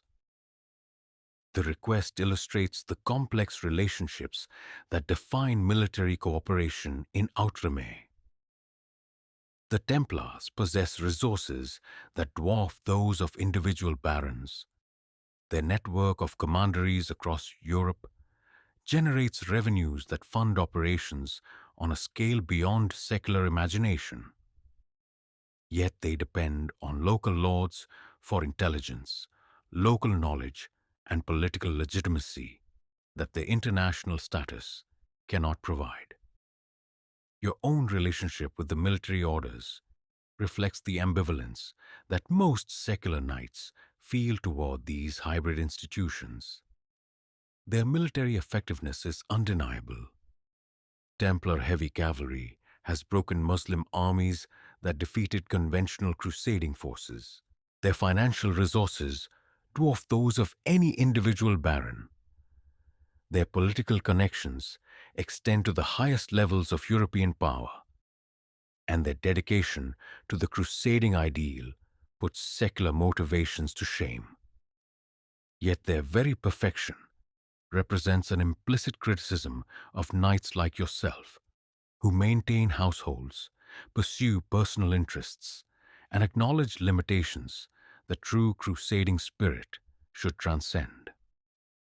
The Templars' vow of poverty transforms wealth into a weapon.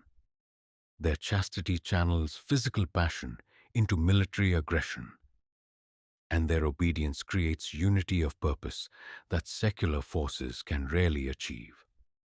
Brother Raymond de Montfort, the Templar commander assigned to your region, embodies the contradictions that make these warrior monks so difficult to categorize. A veteran of the Second Crusade who survived the disaster at Damascus, he speaks Arabic fluently, understands Muslim tactics with scholarly precision, and fights with efficiency that transcends conventional knightly training. Yet he maintains the spiritual discipline of a Cistercian monk, prays with genuine devotion, and treats his warhorse with the same careful attention he gives to his breviary. The enemy has learned our patterns. Raymond explains during the tactical conference that precedes joint operations. They strike at dawn when our patrols are changing, withdraw before we can organize pursuit, and vanish into terrain they know better than we know our own castles. This requires methods that transcend conventional response. The Templar approach to warfare reflects innovations that challenge traditional knightly assumptions about honor and combat. They employ Muslim converts as scouts, use intelligence networks that span religious boundaries, and adapt tactics that prioritize effectiveness over adherence to European military traditions. Their willingness to learn from enemies rather than simply opposing them represents pragmatism that secular knights often struggle to accept. The joint operation against the raiders unfolds with precision that demonstrates why Templar reputation for military excellence transcends religious boundaries. Their column moves with discipline that transforms individual knights into components of a larger military machine, each rider positioned according to tactical requirements rather than feudal precedents. Each movement coordinated through signals that require no verbal communication. Your own forces, competent by secular standards, appear clumsy beside Templar professionalism. The military orders have transformed warfare from individual expression of knightly virtue into collective application of strategic principles, reducing combat to scientific process that maximizes efficiency while minimizing casualties among Christian forces.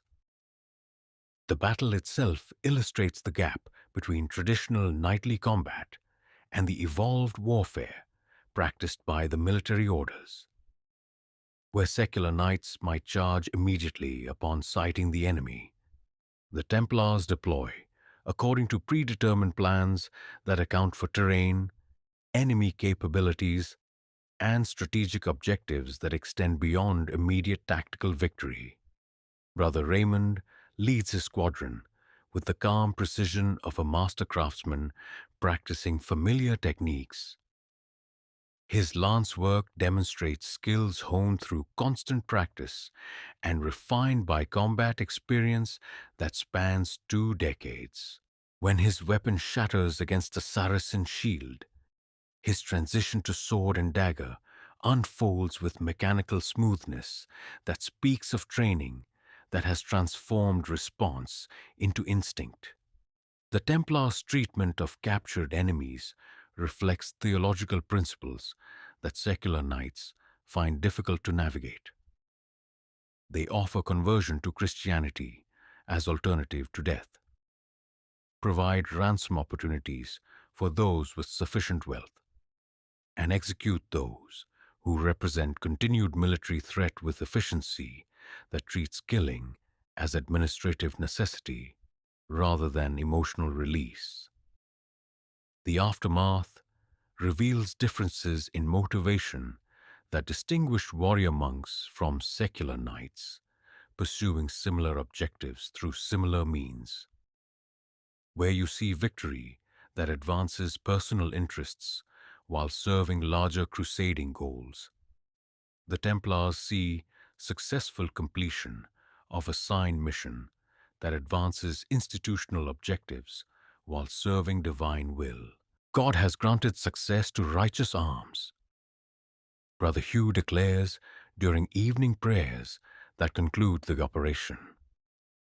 We return to our duties with gratitude for divine favor and determination to prove worthy of continued blessing. The formula reflects theological framework that transforms military success into spiritual achievement, violence into virtue, killing into sacrament. Your own prayers, offered in the privacy of your chamber, wrestle with complexities that Templar certainty seems to resolve effortlessly. The men you killed today were defending their homes against foreign invaders. However, you rationalize the necessity of eliminating threats to Christian rule. The wealth taken from their bodies represents plunder sanctified by religious justification, but plunder nonetheless. The Templars' departure the following morning leaves you contemplating questions that their presence always raises about the nature of religious warfare and the price of absolute commitment to sacred causes. These men have achieved integration of faith and violence that provides clear answers to moral questions that torture secular consciences. But their solutions require surrenders of individual autonomy that few knights can accept. Brother Raymond's parting words echo in your mind as their white mantles disappear into morning haze. The order provides purpose that transcends personal desire, brother. When you tire of serving two masters, God and self, remember that we welcome those called to simpler service.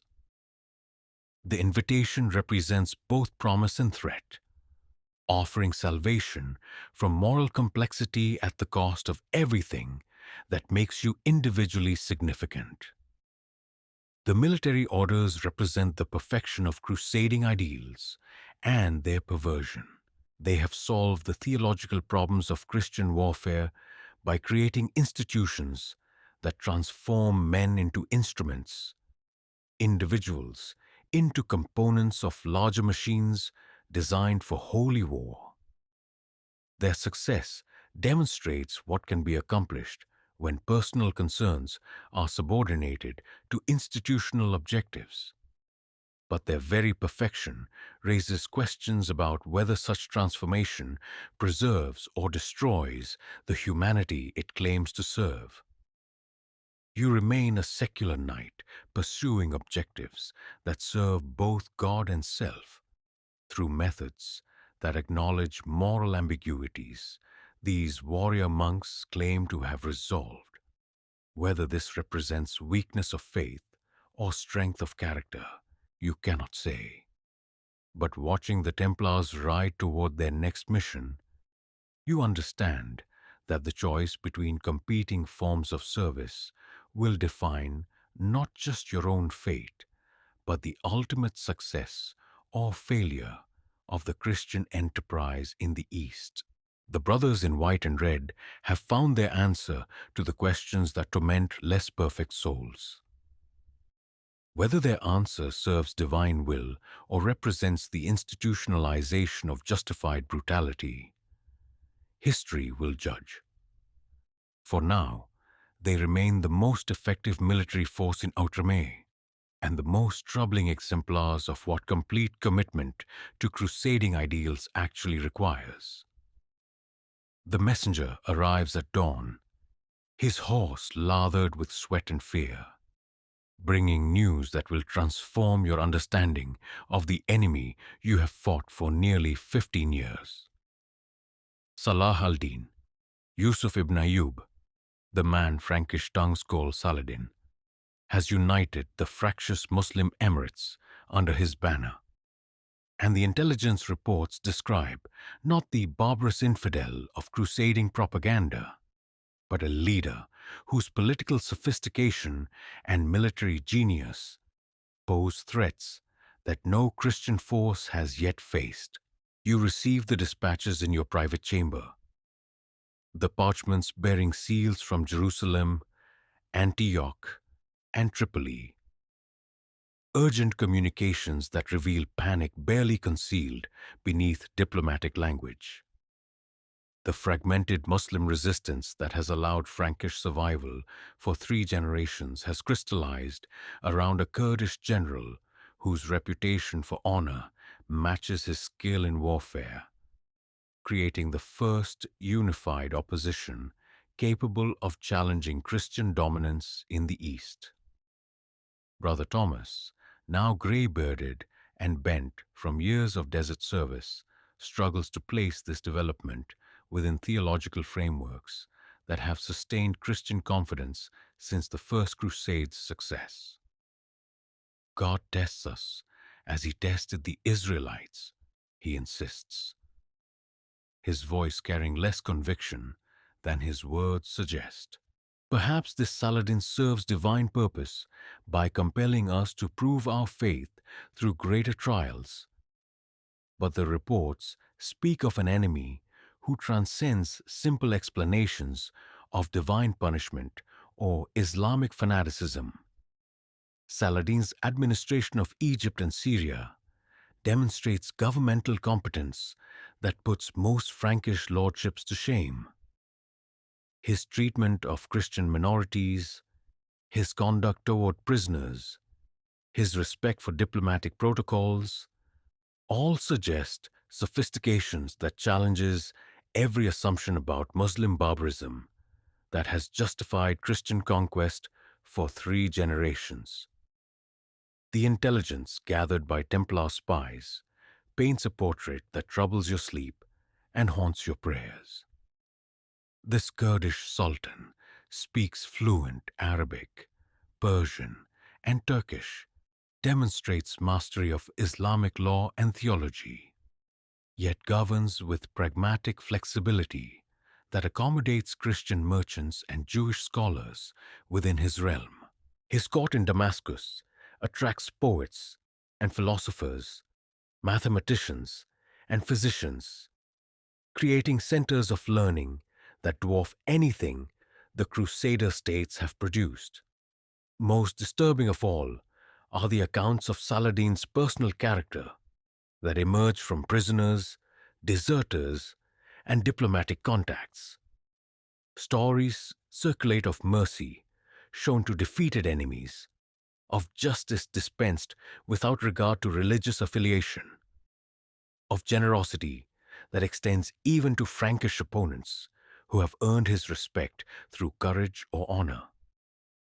These tales strike at the theological foundations of crusading ideology by suggesting that infidels might possess virtues that shame Christian knights.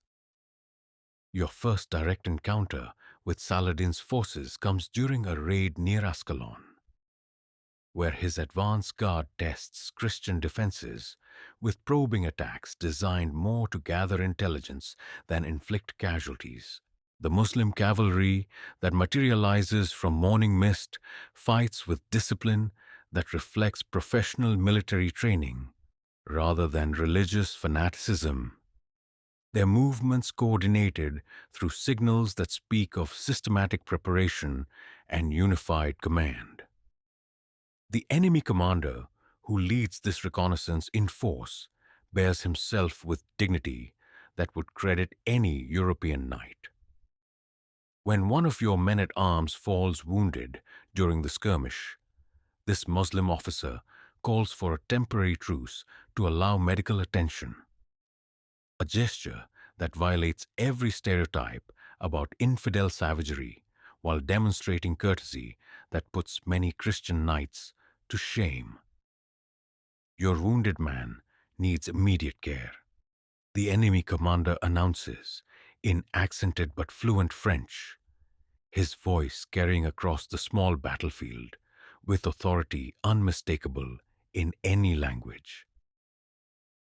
Our physicians are skilled in treating sword wounds.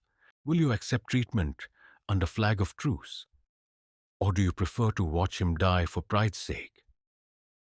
The offer forces a decision that reveals the complex realities of warfare against an enemy who refuses to conform to crusading expectations. Accepting medical aid from infidels contradicts theological positions about the fundamental evil of Islam. Yet refusing condemns a faithful Christian to death from wounds that could be healed. You find yourself accepting help from men you're sworn to kill, grateful for mercy from enemies you have been taught to despise.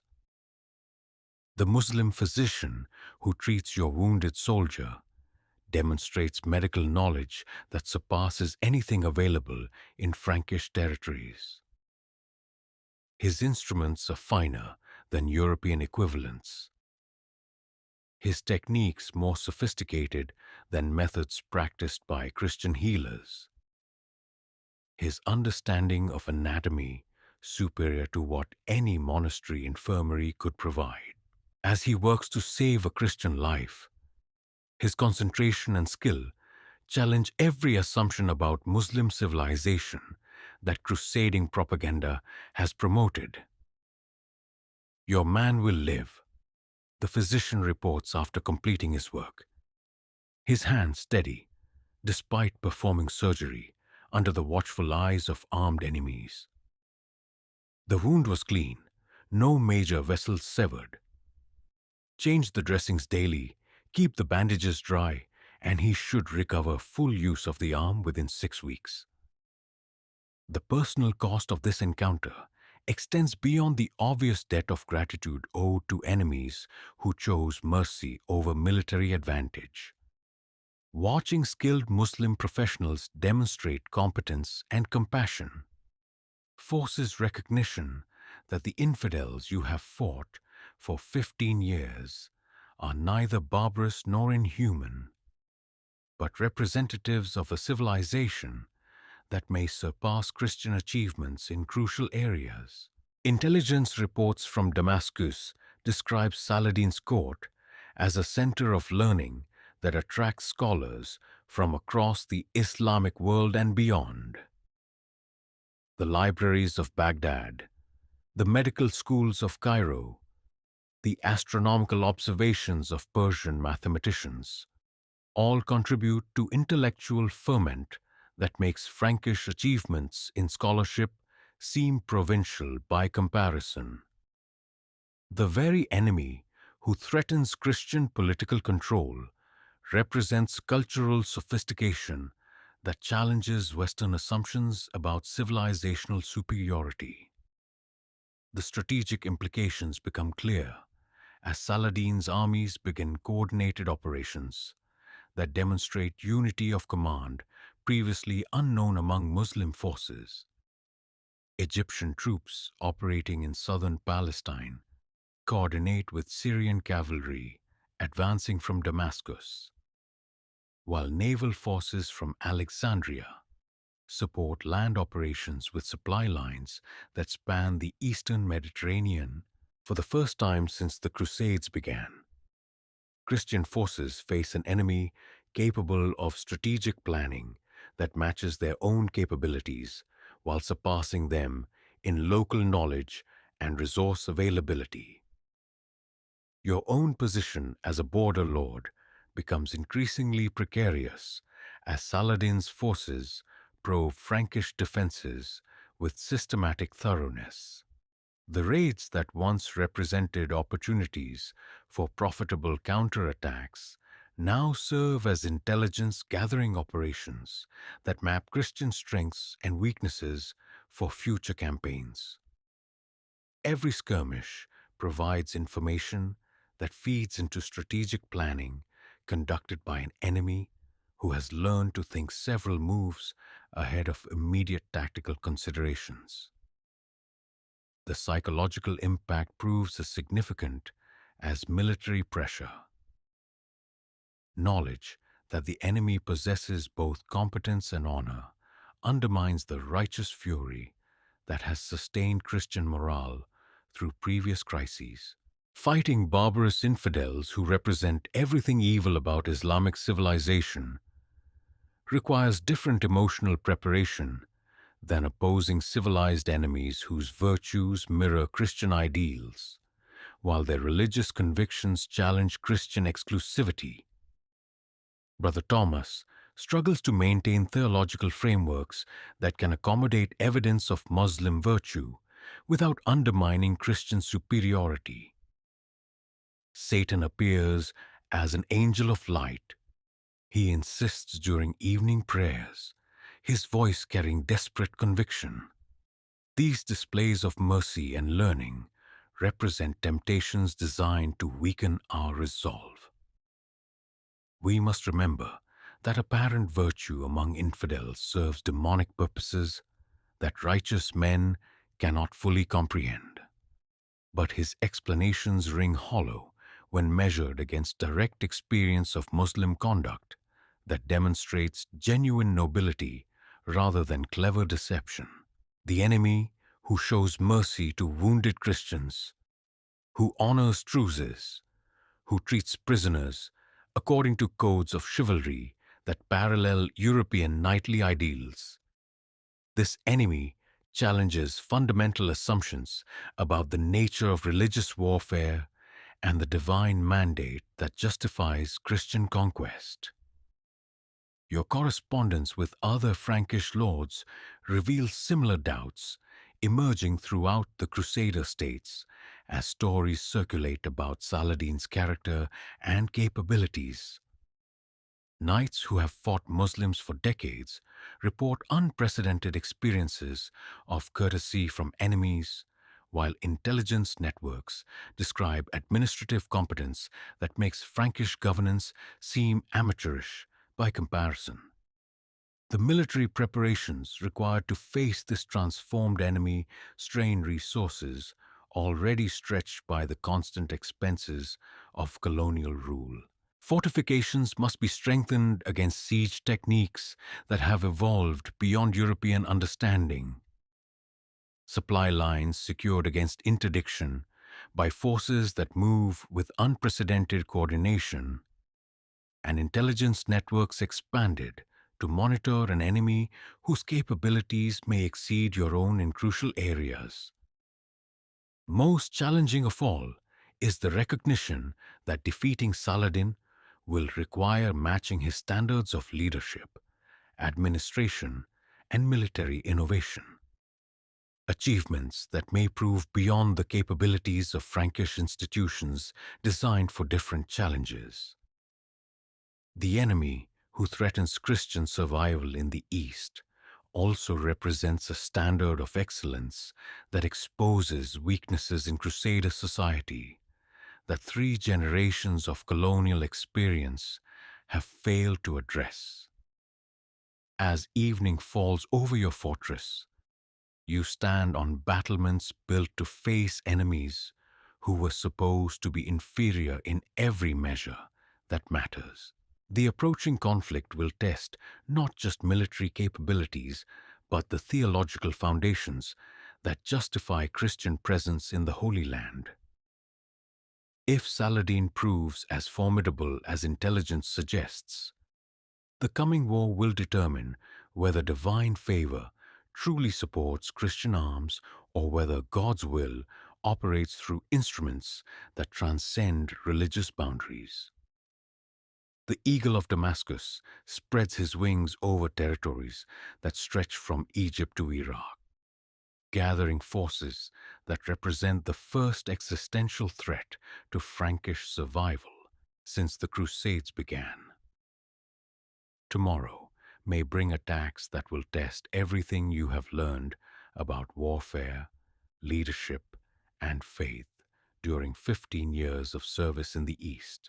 Tonight, you pray for wisdom to face an enemy who challenges not just your military capabilities, but your understanding of divine justice, hoping that the God who brought Christian armies to victory against impossible odds will provide guidance for trials that may prove more challenging than any faced by previous generations of crusading knights. The eagle soars higher with each passing day, and you begin to understand that the easy victories of earlier crusades may have been preparation for tests that will determine whether Christian civilization deserves the dominance it has claimed through conquest rather than merit. July 4th, 1187. The date burns itself into your memory with the intensity of a brand pressed against living flesh. The twin peaks of Hattin rise before the Christian army like the horns of some primordial beast, their barren slopes offering no shelter from the merciless sun that beats down upon 20,000 men who have marched themselves into a trap that will destroy the kingdom of Jerusalem and everything you have spent 16 years building in this hostile land. King Guy de Lusignan rides at the head of the column, his face set in lines of stubborn determination that cannot quite conceal the growing panic behind his eyes. The decision to march inland from the coastal stronghold of Safuria was his, overruling the council of veterans like Raymond of Tripoli, who understood the tactical realities that political pressure has forced the army to ignore. Now, with each mile gained toward the supposed relief of Tiberias, the wisdom of that ignored advice becomes increasingly evident. Your destrier stumbles beneath you, his head hanging low as dehydration begins its deadly work. The Syrian horse that replaced your Norman warhorse has served faithfully for 8 years, but even his desert-bred endurance has limits that this forced march in full armor under the July sun is rapidly approaching. Around you, other knights struggle with mounts in similar condition, while the infantry that forms the army's backbone begins to straggle in ways that speak of organizational collapse lurking just beneath the surface of military discipline. The water crisis becomes apparent by mid-morning, when the springs marked on Byzantine maps prove either dry or controlled by Saladin's forces. The few sources available cannot supply an army of this size, and the carefully planned logistics that should have sustained the march to Tiberias dissolve into desperate competition for liquid that becomes more precious than silver with each passing hour. Brother Geoffrey de Montfort, the Templar commander who rides beside you, maintains the rigid posture that marks his order's discipline. But even his legendary self-control cannot entirely conceal the strain of leading men into situations that military wisdom would counsel avoiding. God tests us as he tested Christ in the wilderness, he declares, his voice hoarse from shouting orders through dust that fills every breath. Faith will provide where human preparation fails. But faith proves a poor substitute for water. and divine intervention remains conspicuously absent as the army's condition deteriorates with each hour of continued march. The mail that protects your life has become an instrument of torture, concentrating heat until every movement sends waves of agony through steel-encased flesh.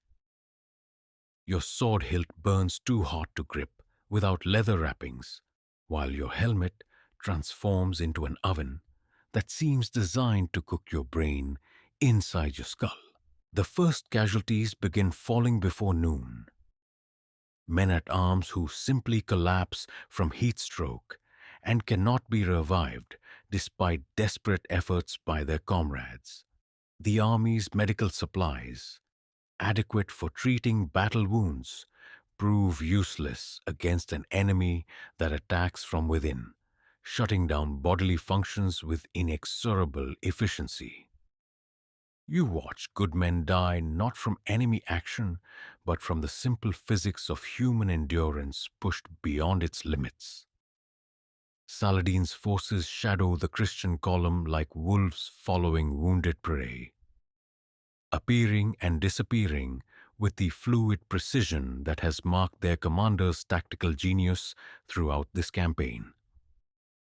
Their horse archers strike without warning, losing clouds of arrows before vanishing back into landscape they know intimately, while your heavily armored cavalry struggles to respond effectively to enemies who refuse to stand and fight according to European expectations. The psychological pressure proves as devastating as physical exhaustion as it becomes clear that every mile gained toward Tiberias carries the army deeper into a trap whose dimensions become more obvious with each passing hour.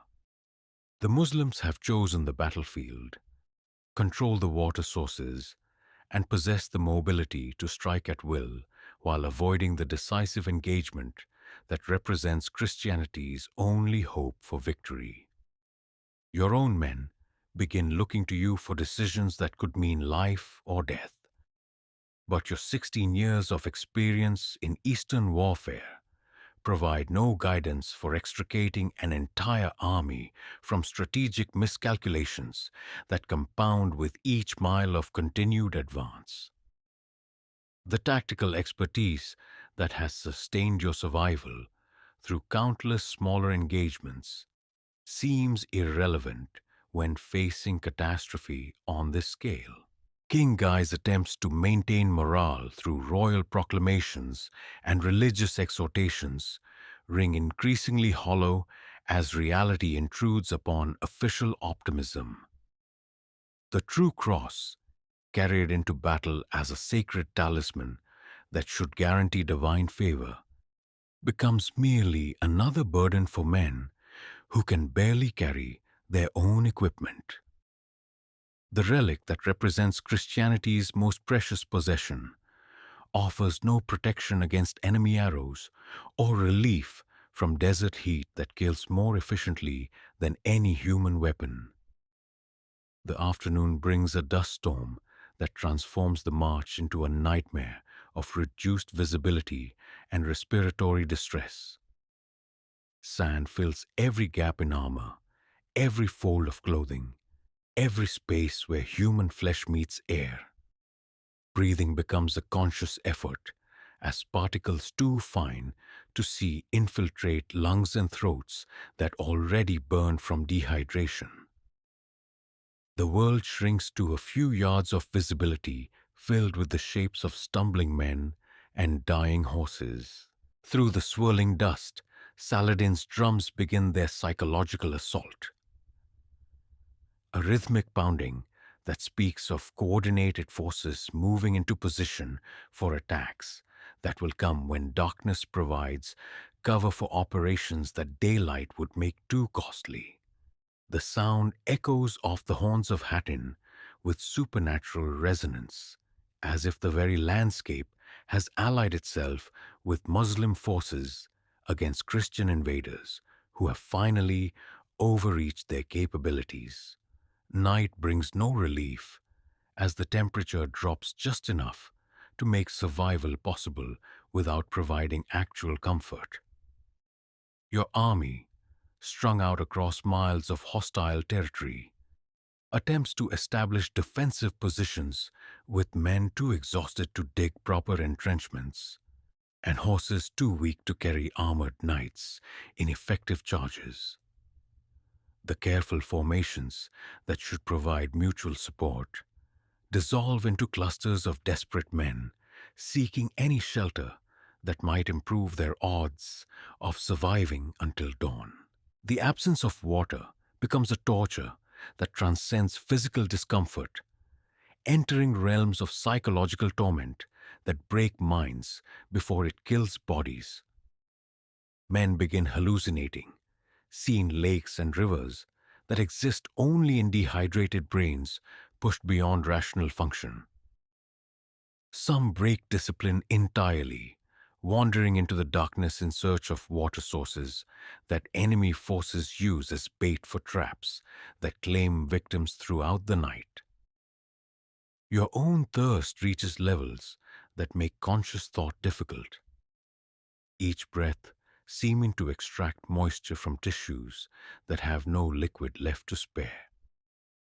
The wine that remains in your personal supply tastes of vinegar and provides no relief, while the dried meat and hardtack that constitute your remaining rations require saliva that your body can no longer produce. Sleep proves impossible as Muslim forces maintain pressure through hit-and-run attacks that prevent rest while conserving their own strength for the decisive assault that will come with dawn. Arrow fire from invisible archers claims victims throughout the night, while psychological warfare that includes war cries in Arabic and Persian creates an atmosphere of impending doom that saps morale more effectively than direct assault. The pre-dawn hours bring the sound of massed cavalry moving into position, the rhythmic thunder of thousands of hooves that speaks of coordinated forces preparing for attacks that will test Christian endurance, already pushed beyond breaking point. Saladin has spent the night positioning his army for victory, while Christian forces have spent it dying slowly from thirst and exhaustion. As the first light of July 4th illuminates the horns of Hattin, you understand that this day will witness either the greatest Christian victory since the First Crusade or the complete destruction of everything the Crusader states have accomplished in 90 years of occupation. The army that rode confidently from Safaria 36 hours ago no longer exists. In its place struggles a collection of desperate men whose survival depends on miracles that seem increasingly unlikely to materialize. The king's banner still flies above forces that retain the theoretical capability to inflict devastating casualties on any enemy foolish enough to engage them in conventional battle. But conventional battle requires enemy cooperation that Saladin has shown no inclination to provide, while the unconventional warfare at which Muslim forces excel has already achieved strategic objectives that formal victory would only confirm. Your sword hangs ready at your side. Your lance remains couched for charges that may or may not come.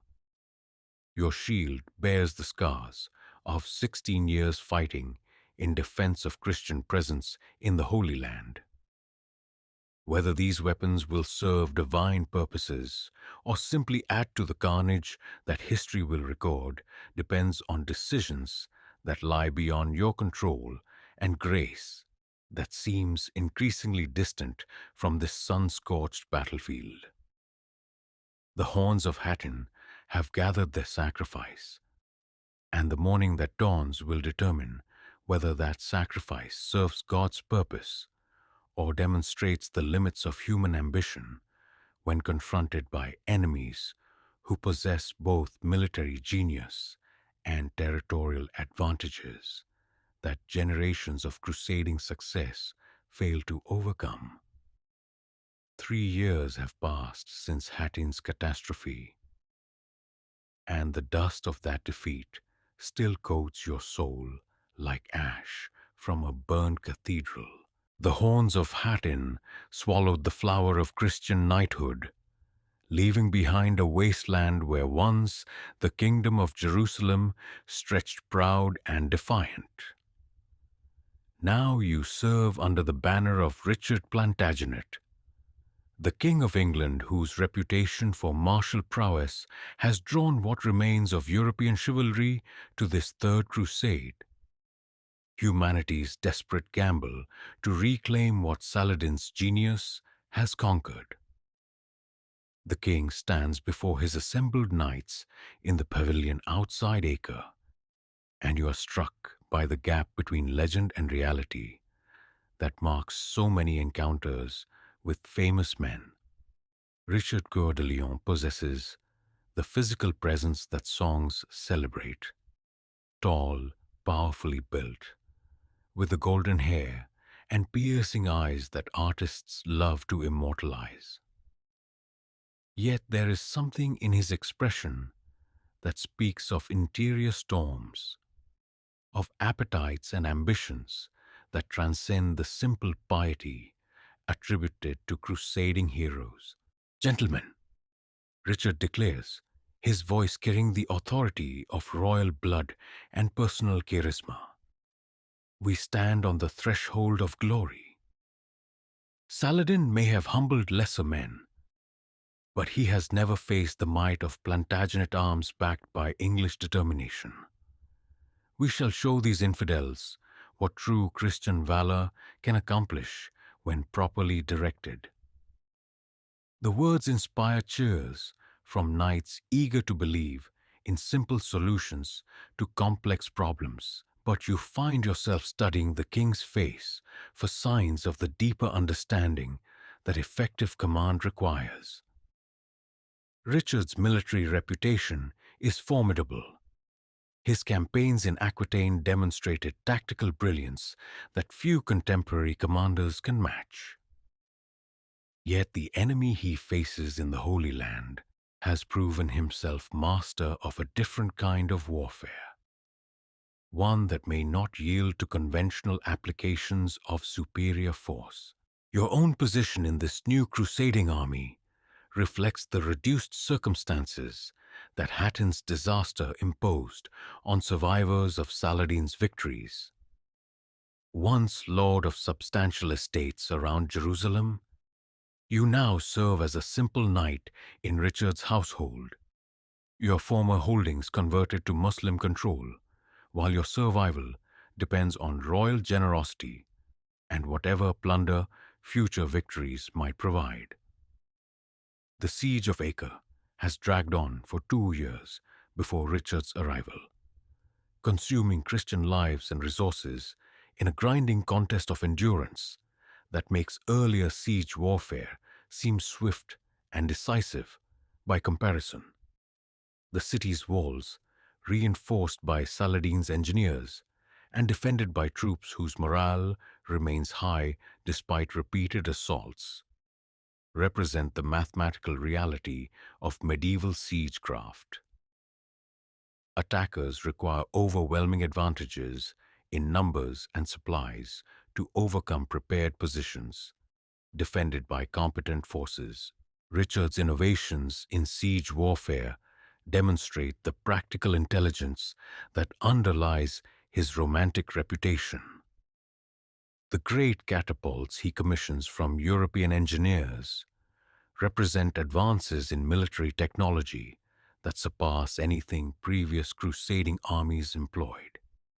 His coordination of naval and land forces creates supply lines that maintain army effectiveness despite operating at the far end of extended logistics chains.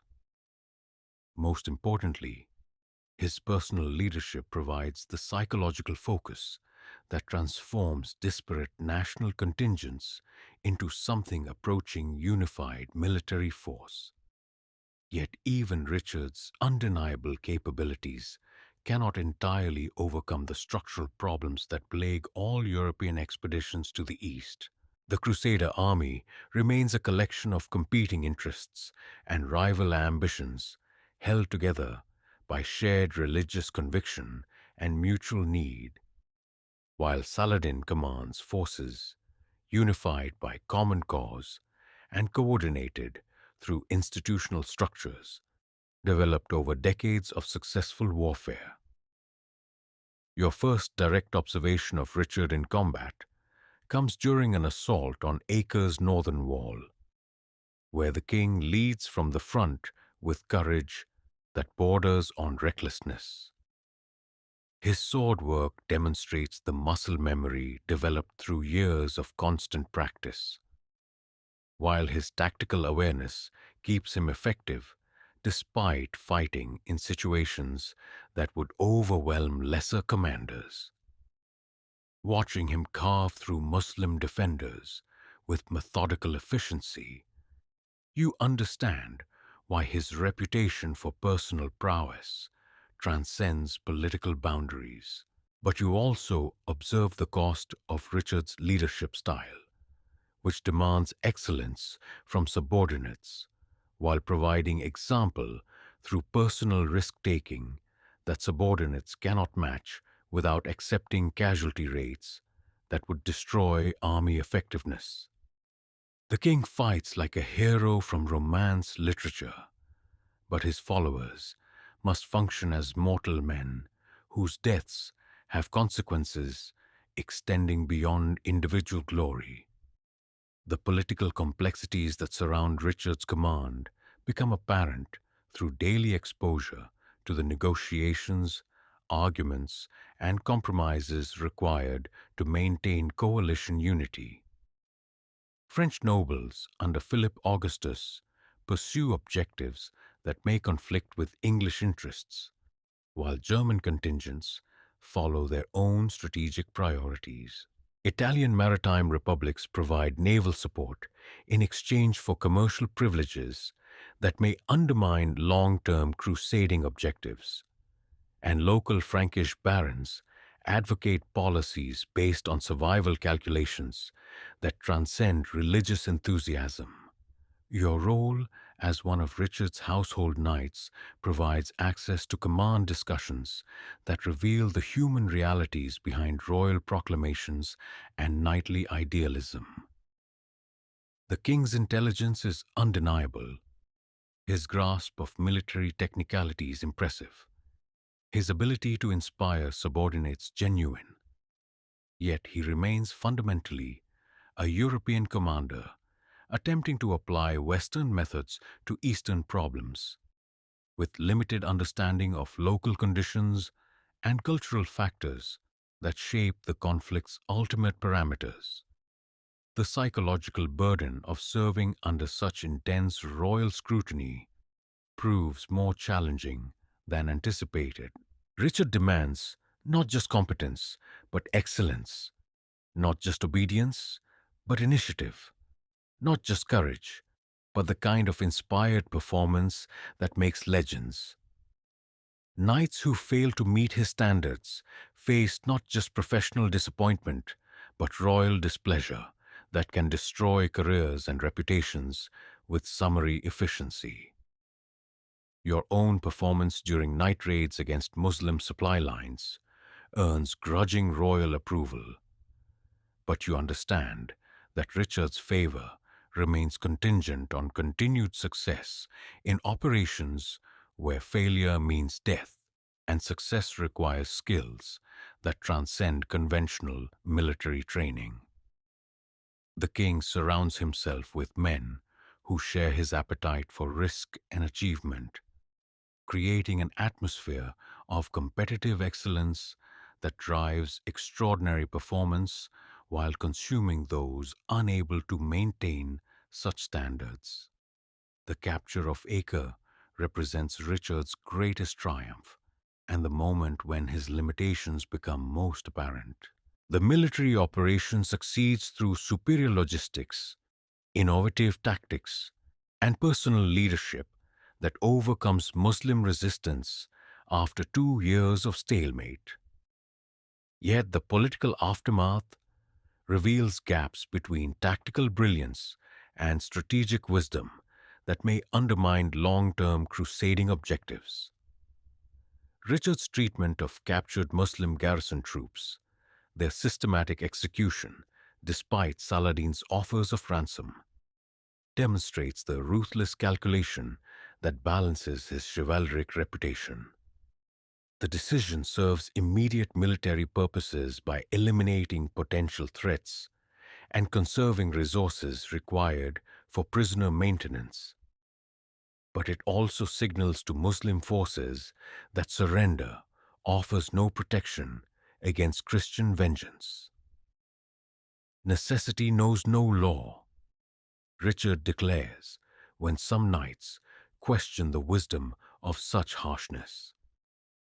These men chose to serve our enemies in warfare against Christian forces. Their deaths will discourage others from similar service while demonstrating that resistance to royal authority carries costs that exceed any possible benefits. The explanation reveals the cold logic that underlies Richard's tactical genius, but it also exposes the moral blindness that may ultimately limit his achievements in the East. By treating warfare as purely military problem requiring technical solutions, he fails to understand the political and cultural dimensions that shape long-term success in colonial environments. Your own reaction to witnessing mass execution remains complex and troubling.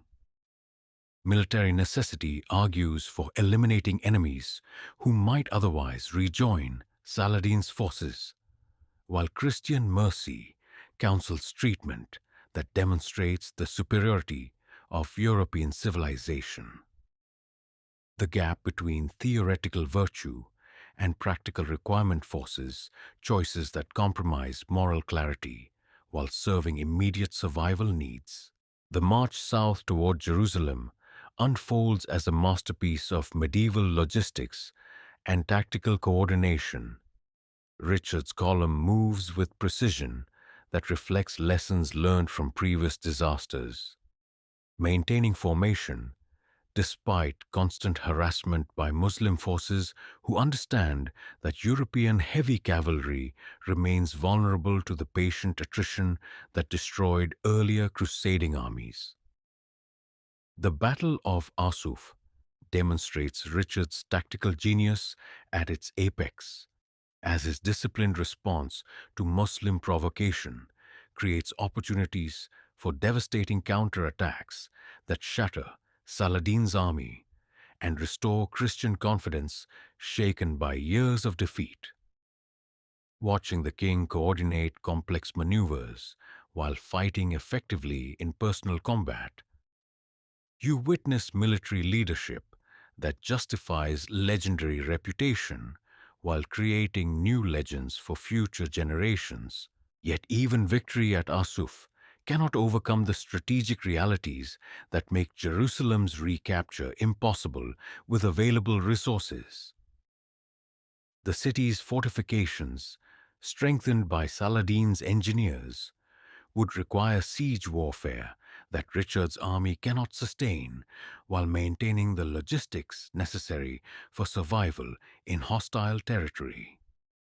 More fundamentally, capturing Jerusalem would require holding it against inevitable Muslim counterattacks, a challenge that defeated armies far larger and better supplied than Richard's expedition.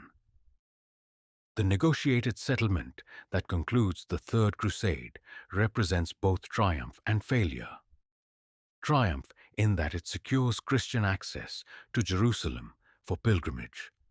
Failure in that it acknowledges Muslim political control over the Holy City. Richard's achievements preserve Frankish presence along the coast, while conceding the interior to Saladin's administration, creating a balance of power that serves immediate Christian interests while accepting long-term Muslim dominance. Your final audience with Richard before his departure for England reveals a man shaped by experiences that have taught hard lessons about the limits of individual excellence when confronted by problems that transcend military solutions. The king who arrived with confidence in European superiority now understands that success in the East requires adaptations that few Western leaders possess the flexibility to achieve. You have served well in impossible circumstances, Richard tells you, his voice carrying exhaustion that royal dignity cannot entirely conceal.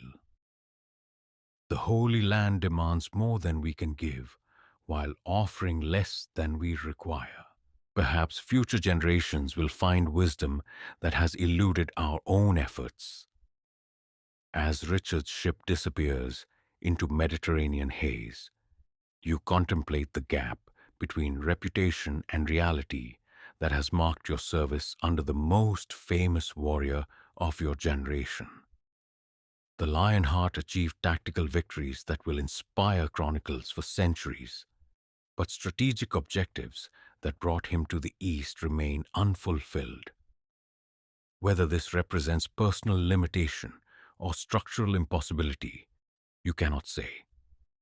The shadow cast by Richard's reputation will outlive the man himself, creating expectations for future crusading leaders that may prove impossible to meet. But his example also demonstrates that even legendary warriors remain mortal men, constrained by resources and circumstances that no amount of individual brilliance can entirely overcome. The year is 1220, and you stand in the highest tower of Montjoie Castle, watching the sunset over lands that no longer feel like home. 32 years have passed since Hattin, 28 since the Third Crusade's inconclusive end, and the shadows growing longer across your estates seem to whisper of endings that approach, with the inexorable patience of winter settling over once fertile fields.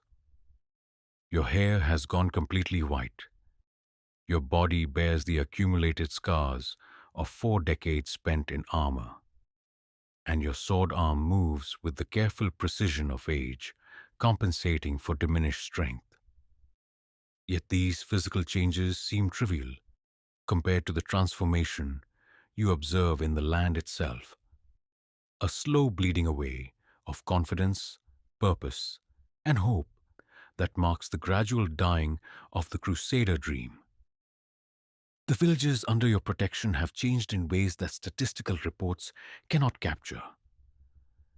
Christian families that once formed the backbone of Frankish settlement have drifted away over the decades, their departures leaving gaps that Muslim populations fill with the patient efficiency of water finding its level.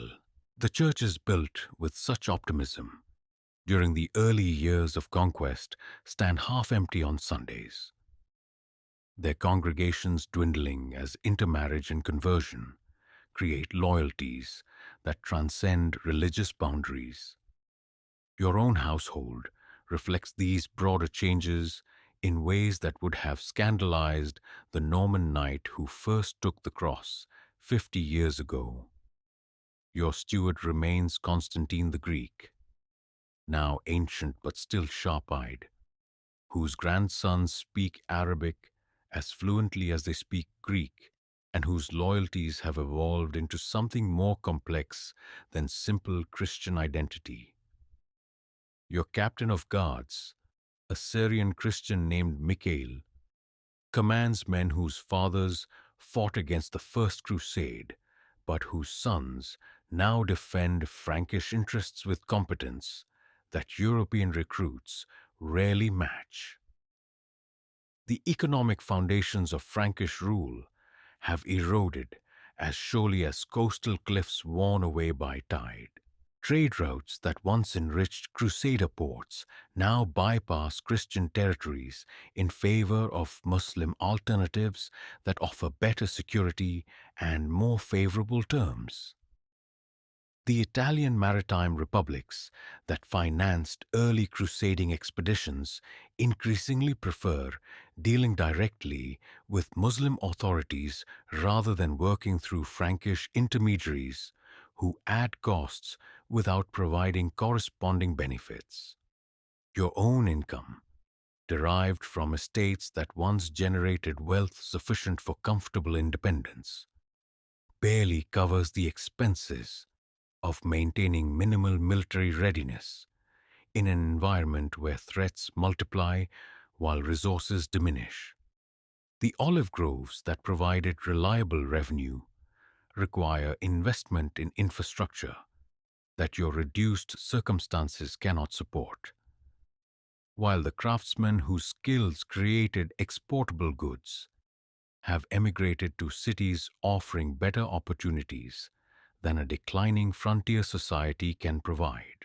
Brother Thomas died 3 winters ago, his final illness lasting months, during which he spoke increasingly of visions that mixed Christian and Islamic imagery in ways that suggested theological boundaries had blurred beyond conventional recognition.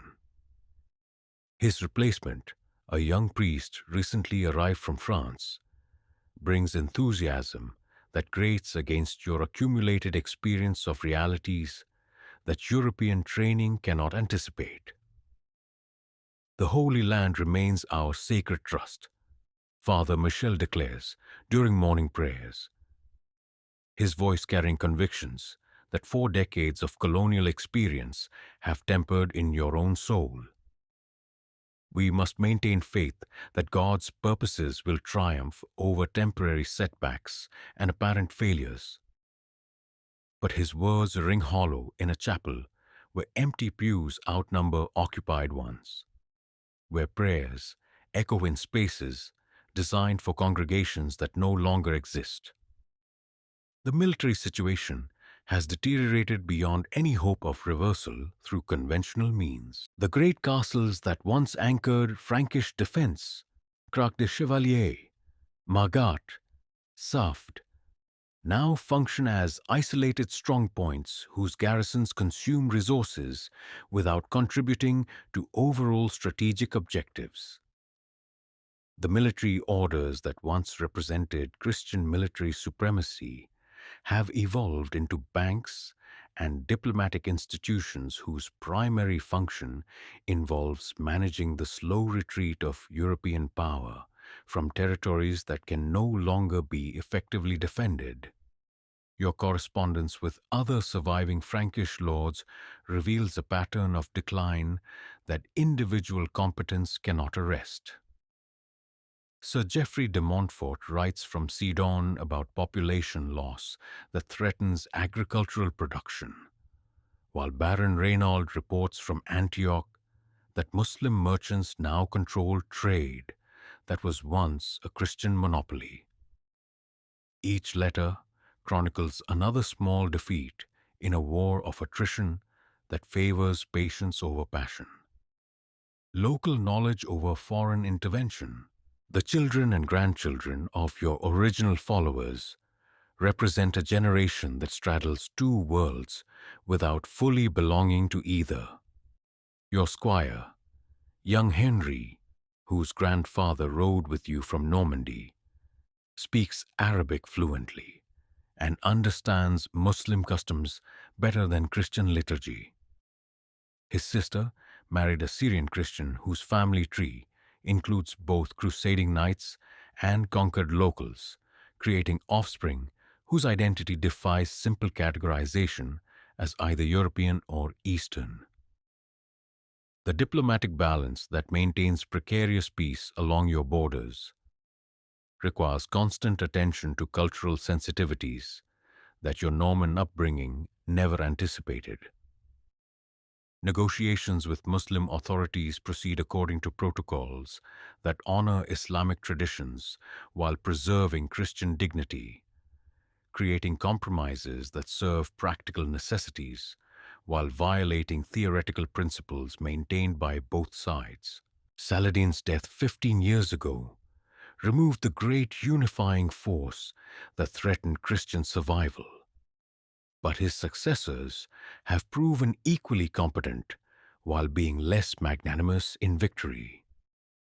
The Ayyubid princes who govern Damascus and Cairo understand that time serves their interests better than warfare, that patient pressure achieves more than costly battles, that Christian rule in the East represents a historical anomaly that will correct itself given sufficient time. Your own relationship with local Muslim leaders has evolved into something resembling professional courtesy between practitioners of similar trades. Emir Ibrahim ibn Yusuf, whose territories border your own, treats you with respect earned through 4 decades of honorable conduct, while you acknowledge his authority over populations that accept his rule as legitimate in ways they never accepted yours. We are both old men serving younger masters' purposes. The emir observes during one of your periodic meetings to settle border disputes and coordinate responses to banditry that threatens both Christian and Muslim interests. Perhaps we understand each other better than either of us understands the world our sons will inherit.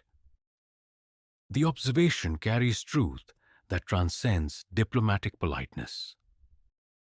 You and Ibrahim have spent lifetimes learning to navigate the complexities of governing mixed populations in contested territories, while your heirs inhabit a world where religious boundaries matter less than practical competence, and local connections provide better security than distant loyalties.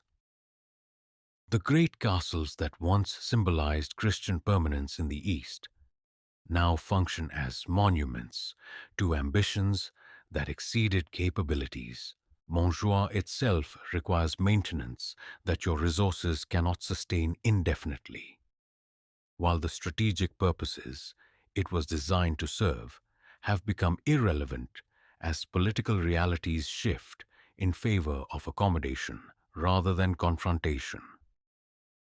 The libraries accumulated during 4 decades of residence contain works in Latin, Greek, Arabic, and Hebrew that reflect the cultural synthesis that colonial rule has produced despite theological intentions to the contrary. Medical texts written by Muslim physicians sit beside Christian theological treatises, while mathematical works by Persian scholars share shelf space with legal commentaries by European canonists. The intellectual exchange that formal hostility could not prevent has created hybrid knowledge that belongs fully to neither East nor West.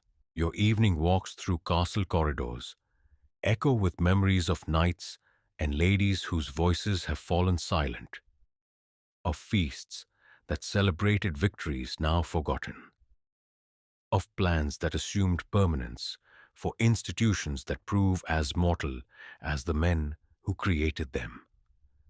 The tapestries that once displayed family arms and crusading victories have faded until their images blur into ghostly suggestions of former clarity. The financial accounts that chronicle your estate's decline tell stories that romantic literature will never record. The grinding mathematics of colonial failure, expressed in diminishing revenues, increasing expenses, and demographic trends that favor indigenous populations over foreign settlers. The crusading dream survives in European chronicles and royal proclamations, but economic reality favors those who understand local conditions over those who attempt to impose foreign solutions on Eastern problems. Your own legacy remains unclear as you contemplate the future of lands that 4 generations of your family have held through conquest and defended through blood.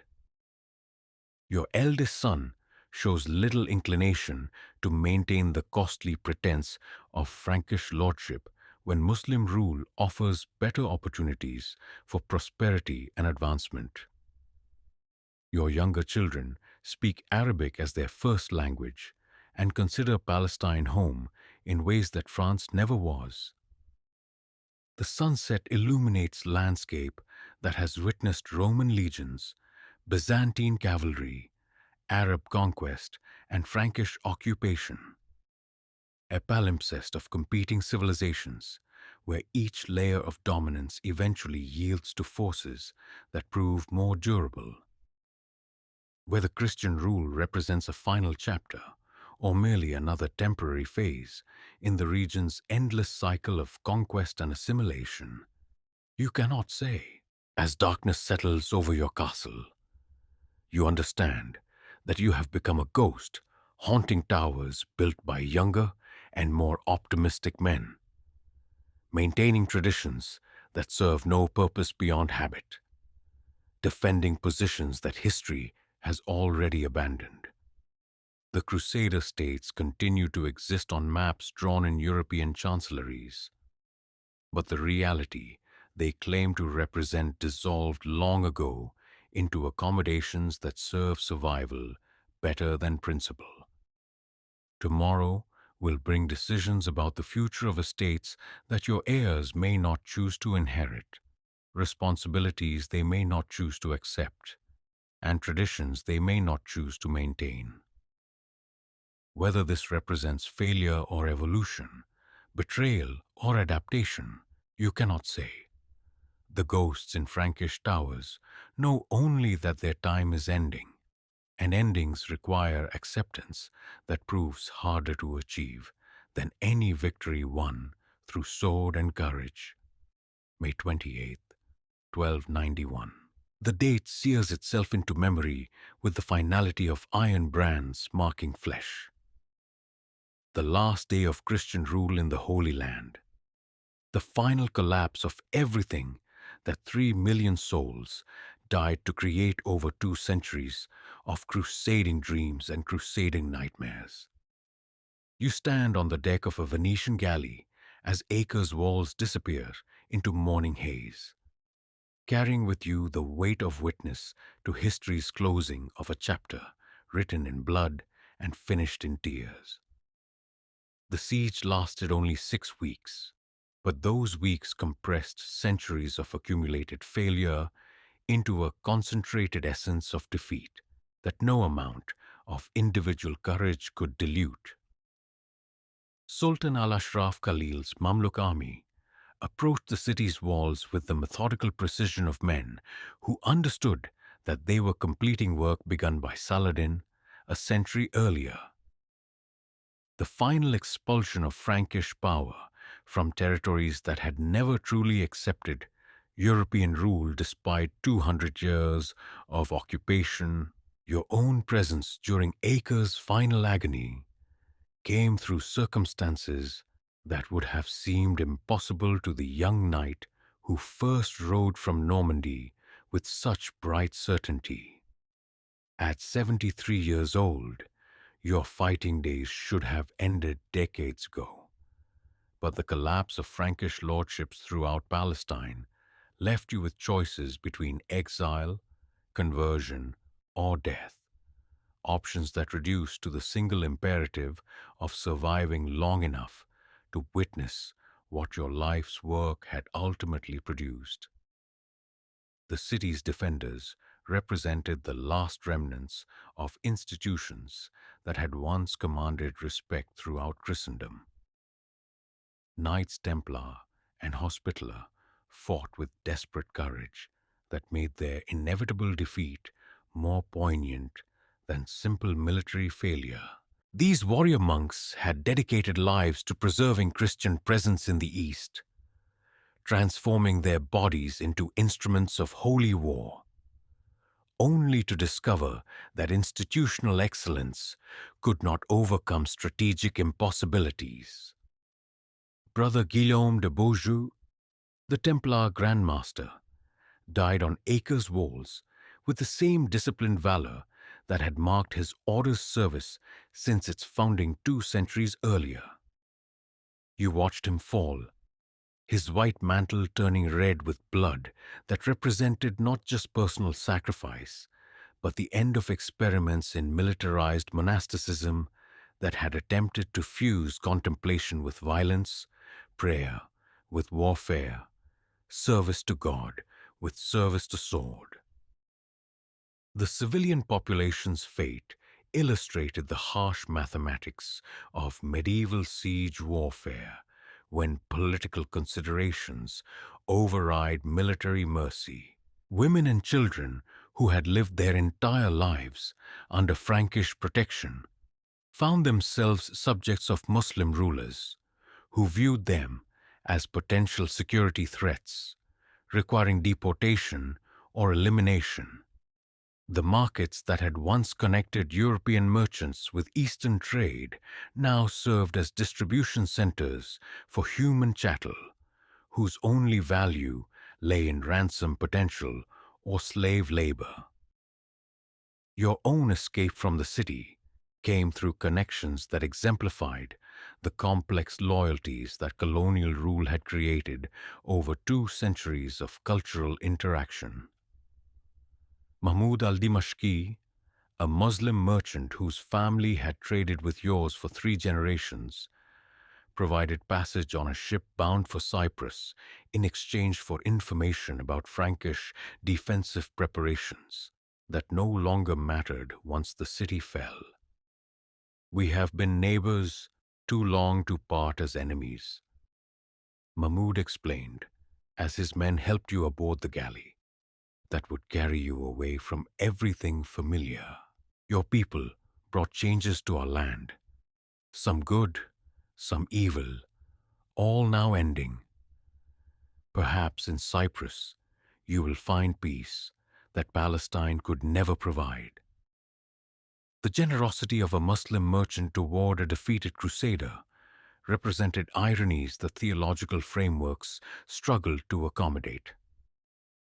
The enemy, who should have celebrated your destruction instead, showed mercy that Christian chronicles would never record, demonstrating virtues that challenged every assumption about religious warfare that had sustained crusading ideology for 2 centuries.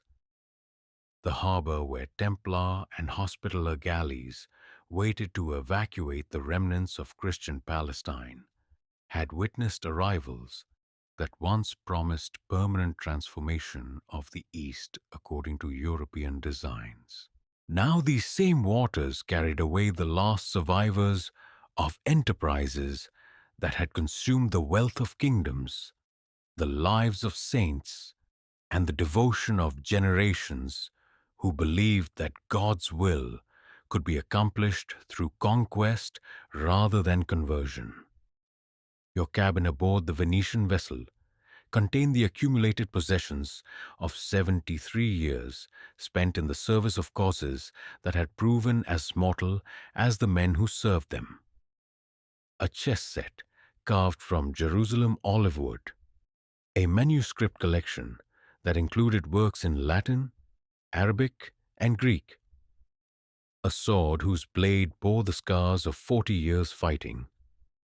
These objects represented the cultural synthesis that colonial rule had produced despite intentions to impose European civilization on Eastern barbarity. The other passengers fleeing Acre's destruction included representatives of every class and nationality that had contributed to the Crusader state's brief flowering. Italian merchants whose grandfathers had financed the Third Crusade now liquidated investments that would never recover their costs. French nobles whose families had held Palestinian lordships for 4 generations faced exile to European estates they had never seen. Local Christians whose ancestors had welcomed crusading armies as liberators now accompanied their protectors into exile that might prove permanent. Brother Thomas Berard, the aged hospitaller who served as your confessor during the voyage, attempted to place Acre's fall within theological frameworks that could preserve faith despite evidence of divine abandonment. God's purposes transcend human understanding. He insisted during evening prayers conducted on deck beneath stars that shone over waters blessed by no earthly authority. Perhaps our defeat serves higher purposes that will become clear only in eternity. But his explanations carried less conviction than hope, and you found yourself questioning assumptions that had sustained 40 years of service in Palestine. If God truly favored Christian arms, why had Muslim forces proven consistently superior in the strategic thinking that determined campaign outcomes? If divine providence supported European presence in the East, why had 2 centuries of sacrifice produced only temporary occupation of territories that reverted to indigenous control despite everything Christian civilization could offer? The Cypriot coastline that emerged from morning mist represented refuge for Christians fleeing Muslim conquest. But it also symbolized the reduced circumstances that defeat had imposed on survivors of lost causes. The island kingdom that would provide sanctuary had never been more than a way station for crusading armies bound for greater objectives. Now, it became the terminal destination for dreams that would never recover their original scope or ambition. King Henry de Lusignan received the refugees with courtesy that could not entirely conceal the burden their presence represented for resources already strained by previous waves of displacement. Cyprus had prospered as a supply base for mainland operations. It lacked the infrastructure to support permanent settlement by thousands of Palestinians whose skills and expectations had been shaped by colonial environments that no longer existed. Your own future remained uncertain as the ship anchored in Famagusta harbor, and preparations began for disembarkation into exile that might last until death released you from responsibilities that had defined your entire adult life. At 73, you possessed few options beyond accepting charity from institutions that had once served causes you had helped to lead. The independence that lordship in Palestine had provided was gone forever, leaving behind only memories and obligations to men who had followed you into catastrophes they had not chosen. The letters you wrote during the voyage to surviving family members in France attempted to explain transformations that European experience could not anticipate. How could you convey the reality of ruling Muslim populations to cousins who had never seen an infidel? How could you describe the slow bleeding away of Christian confidence to nephews who still believed in crusading literature that bore no resemblance to colonial actualities? The books salvaged from your Palestinian library contained knowledge that represented 2 centuries of cultural exchange between East and West, Christian and Muslim, European theory, and Eastern practice. Medical texts by Islamic physicians sat beside theological treatises by Latin fathers, while astronomical works by Persian mathematicians shared space with legal commentaries by Frankish jurists. This intellectual synthesis represented perhaps the most valuable product of crusading enterprise, and the least appreciated by those who measured success through territorial control rather than cultural development. Your evening walks on deck provided opportunities to contemplate landscape that had witnessed the rise and fall of Phoenician cities, Roman provinces, Byzantine themes, Arab emirates, and Frankish lordships.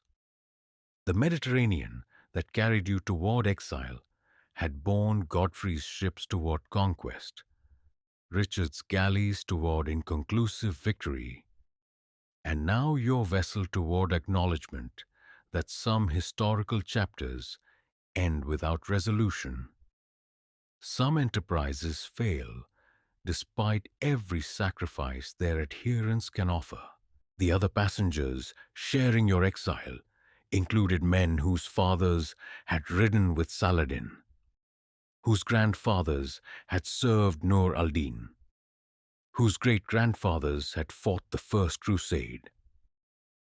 These local Christians represented populations caught between competing loyalties and forced identities, shaped by 2 centuries of occupation that had promised integration while delivering subordination, offering partnership while demanding submission. As Cyprus grew larger against the evening sky, you understood that the young knight who had taken the cross with such bright certainty was buried somewhere in Palestinian soil, along with 3 generations of men who had believed that divine favor could overcome any earthly obstacle.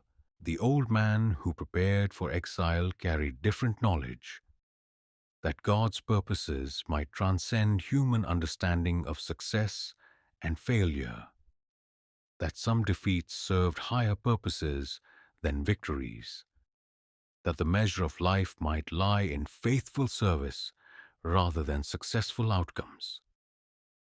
The Crusader states were ending, but their ending did not negate the courage of men who had served impossible causes with devotion that transcended rational calculation. Perhaps future historians would judge the entire enterprise as magnificent folly. Perhaps chroniclers would celebrate achievements that temporary defeat could not diminish. You could not say.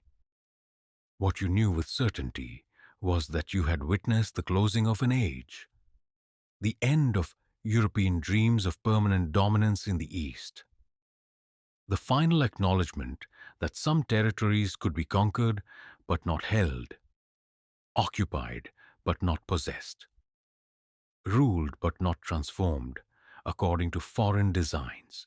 The last ship from Acre carried you toward whatever future awaited men whose life's work had dissolved into memory, whose devotion had served causes that proved mortal, whose faith would be tested by acknowledgement that God's will might operate through instruments and purposes that human understanding could never fully comprehend. Tomorrow would bring exile, but tonight brought only the knowledge that you had served as witness to one of history's great experiments in the transformation of the world according to religious ideals, and that such experiments, however noble their intentions, remain subject to the hard realities that shaped all human enterprises in a fallen world where divine purposes remain forever mysterious to mortal comprehension. Looking back across the centuries from our modern vantage point, we must strip away the romantic veneer that literature and legend have painted over the brutal realities of crusading warfare. The knights we have followed through their trials bore little resemblance to the chivalric heroes of later imagination, men who supposedly fought for pure motives, conducted themselves according to noble codes, and served God through martial virtue that transformed violence into sacrament. The truth proves both more complex and more human than the myths that followed. Our Norman knight began his journey motivated by a mixture of genuine faith, social pressure, economic opportunity, and simple adventure-seeking that had little to do with theological purity. The Church's promise of plenary indulgence attracted men burdened by sins that normal penance could not absolve, while papal guarantees of property protection encouraged participation by nobles facing financial difficulties that crusading success might resolve. The process of taking the cross involved calculations that chronicles prefer to ignore. Families mortgaged estates to finance expeditions that might never return investment. Merchants advanced credit at interest rates that would shame modern loan sharks. And political leaders used religious enthusiasm to advance territorial ambitions that served earthly kingdoms more than heavenly purposes. The spiritual transformation that crusading propaganda promised remained secondary to practical considerations that shaped most participants' decisions. The romantic image of gleaming knights riding forth in perfect armor dissolves when confronted by logistical realities that medieval sources document with painful precision. Our knight's mail hauberk provided protection, purchased through constant discomfort that bordered on torture. His destrier required care and feeding that consumed resources desperately needed for human survival. And his weapons demanded maintenance that proved impossible to sustain during extended campaigns in hostile environments. The chivalric codes that supposedly governed knightly conduct existed primarily in literary imagination rather than battlefield reality. Honor required adaptation to circumstances that made survival more important than ceremonial behavior, while courage often meant acknowledging when retreat served better purposes than glorious death. The courtesy toward enemies that troubadours celebrated proved luxury that few commanders could afford when military necessity demanded harsh measures to ensure Christian survival. The massacres that marked crusading victories, Jerusalem in 1099, Ma'ara during the First Crusade, Acre under Richard's command, reveal the gap between theological justification and practical implementation of holy war. Knights who prayed for divine blessing before battle committed atrocities that would challenge the conscience of any age. Yet contemporary sources record these events as evidence of God's favor rather than human brutality.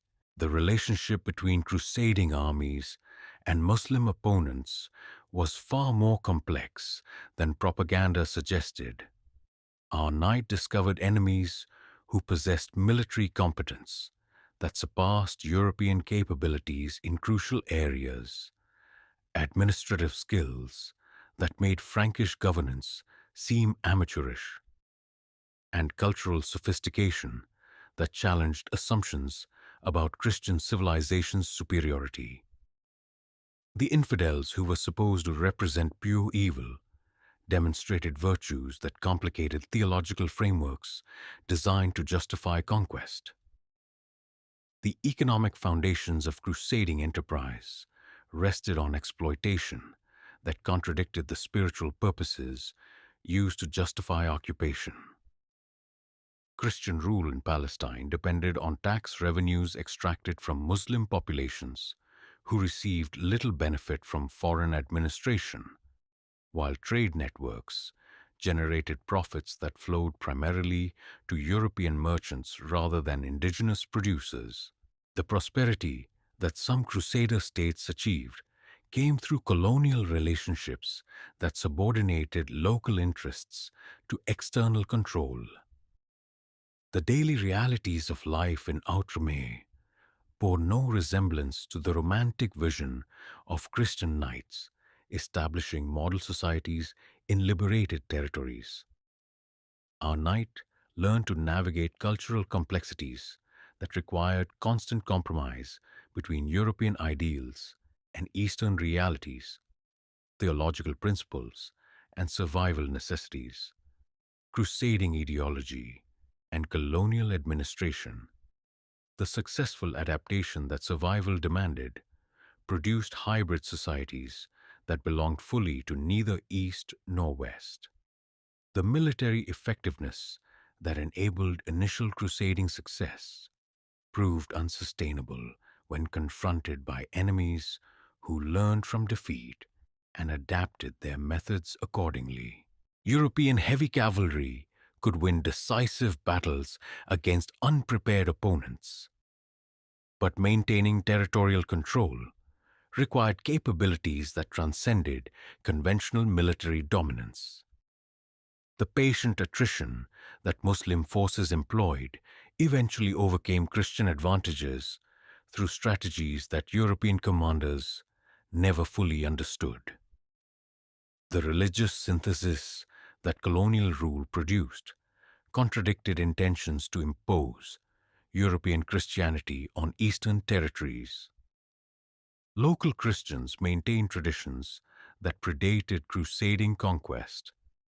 Muslim populations preserved practices that coexisted with nominal Christian authority, and Jewish communities survived in reduced circumstances that reflected broader patterns of religious tolerance driven by practical necessity rather than theological principle. The demographic realities that shaped Crusader society ensured that European settlers would remain permanent minorities whose authority depended on military superiority that could not be sustained indefinitely. Immigration from the West proved insufficient to replace natural attrition from warfare, disease, and emigration, while intermarriage created populations whose loyalties transcended simple religious identification. The intellectual achievements that crusading contact produced, translations of classical texts preserved in Arabic, medical knowledge that advanced European understanding, technological innovations that improved military effectiveness, represent perhaps the most lasting legacy of enterprises that failed in their primary objectives. The cultural exchange that formal hostility could not prevent created synthesis that outlasted political control. The military orders that represented crusading idealism in its purest form demonstrated both the possibilities and limitations of institutionalized holy war. Their transformation of monasticism into military organization produced fighting forces of unprecedented effectiveness, but their evolution into banking and diplomatic institutions revealed the inevitable secularization that undermined spiritual foundations. The financial cost of maintaining Christian presence in the East eventually exceeded any conceivable return on investment, creating economic pressures that no amount of religious enthusiasm could overcome. The Italian maritime republics that financed early crusading expeditions gradually shifted their support toward Muslim authorities who offered better commercial terms, while European monarchs discovered domestic priorities that demanded resources previously allocated to Eastern adventures. The diplomatic relationships that emerged between Christian and Muslim authorities reflected practical necessities that transcended religious boundaries. Our night witnessed negotiations conducted according to shared principles of honor and mutual benefit, military cooperation against common enemies, and cultural exchange that produced understanding despite theological differences. The myths that subsequent generations created to explain crusading enterprise served psychological needs that historical accuracy could not satisfy.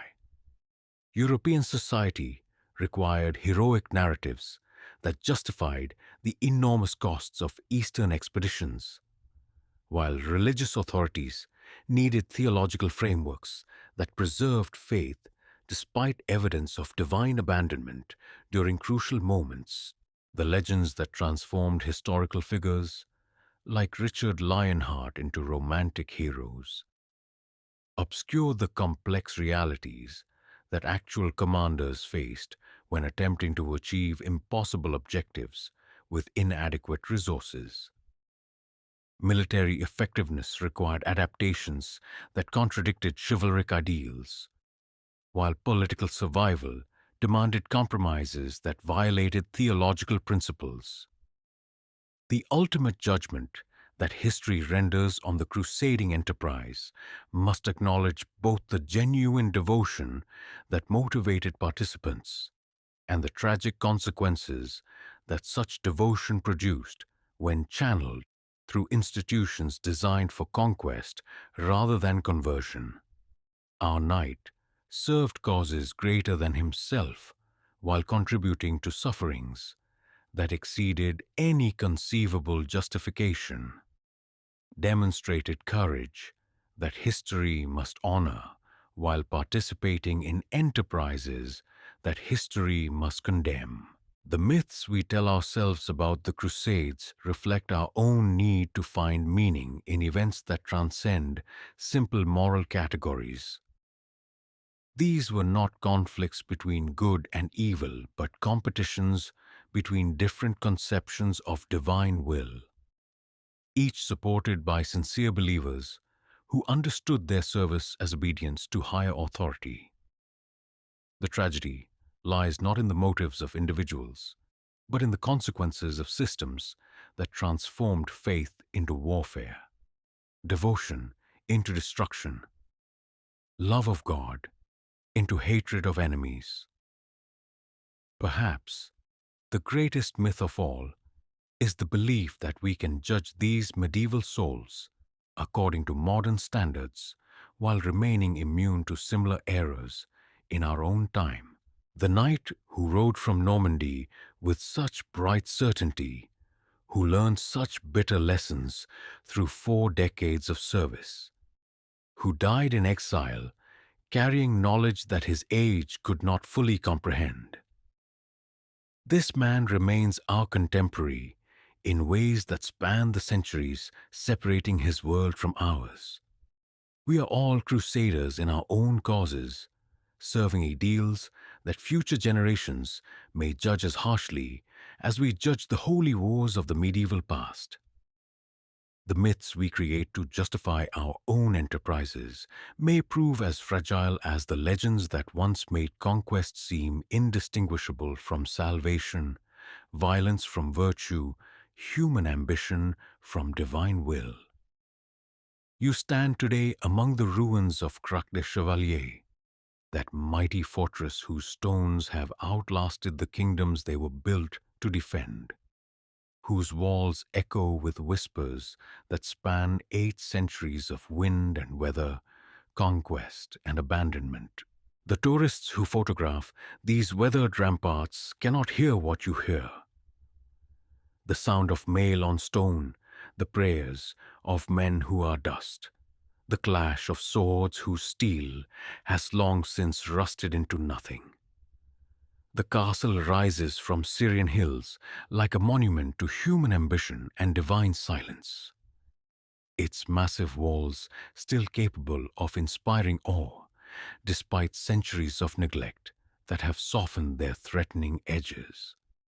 Here, Knights Hospitaller once maintained a garrison that controlled the routes between Damascus and the sea, their white crosses bright against stone that has darkened with age and war.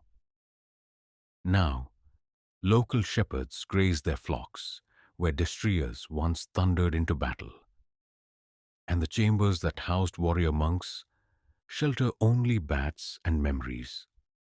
The tourist guidebooks speak of architectural innovation, military engineering, and cultural exchange, clinical terms that reduce the blood and terror of 8 centuries past to footnotes suitable for academic consumption.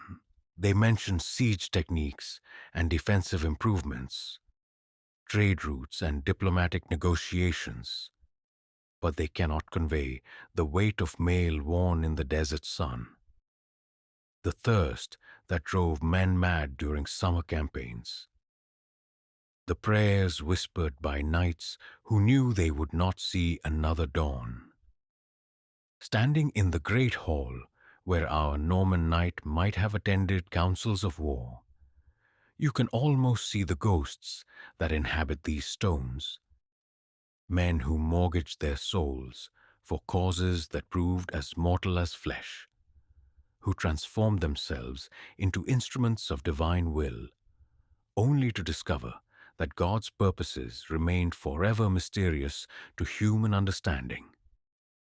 The tapestries that once decorated these walls have rotted away, but the dreams they depicted of Christian dominance in the East have proven equally fragile. The chapel, its altar stripped of precious ornaments centuries ago, still bears traces of frescoes that depicted the eternal struggle between good and evil, salvation and damnation, the narrow path to heaven and the broad road to hell. The Christ who watches from peeling plaster walls carries the stern expression of a warrior king, not the gentle shepherd of later ages. A deity who commanded his followers to take up the sword in service of higher purposes that human wisdom could not question. Local guides speak Arabic as they lead visitors through corridors where Latin prayers once echoed, their voices carrying accents that blend the heritage of Crusader and Saracen, Christian and Muslim, conqueror and conquered. These are the descendants of populations that witnessed the rise and fall of European dominance, that learned to adapt their loyalties to whoever controlled the fortresses that commanded their daily lives. The windows that once provided fields of fire for crossbowmen now frame peaceful landscapes where olive groves stretch toward horizons undisturbed by the smoke of burning villages.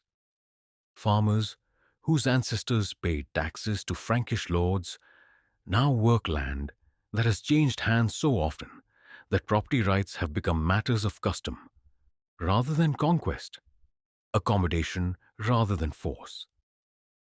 The dungeons beneath the castle tell darker stories that tourist brochures prefer to ignore. Here, Muslim captives awaited ransom or execution, while Christian prisoners in Damascus suffered similar fates, their shared humanity obscured by religious divisions that made enemies of men who might have been brothers under different circumstances. The chains that once bound limbs have rusted away, but the hatreds they represented echo still in conflicts that span the same territories, animated by grievances that transcend any single generation.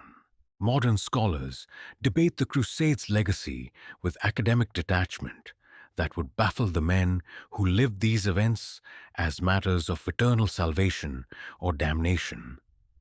They discuss economic factors and demographic trends, technological transfers, and cultural synthesis, reducing human anguish to data points suitable for statistical analysis.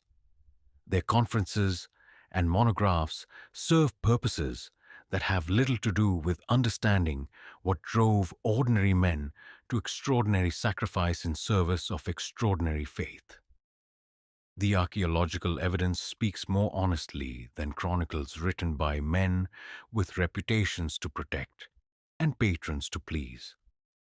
Scattered bones reveal the harsh demographics of medieval warfare, while pottery fragments record the daily details of life in societies that mixed European and Eastern traditions in ways that contemporary theology struggled to accommodate.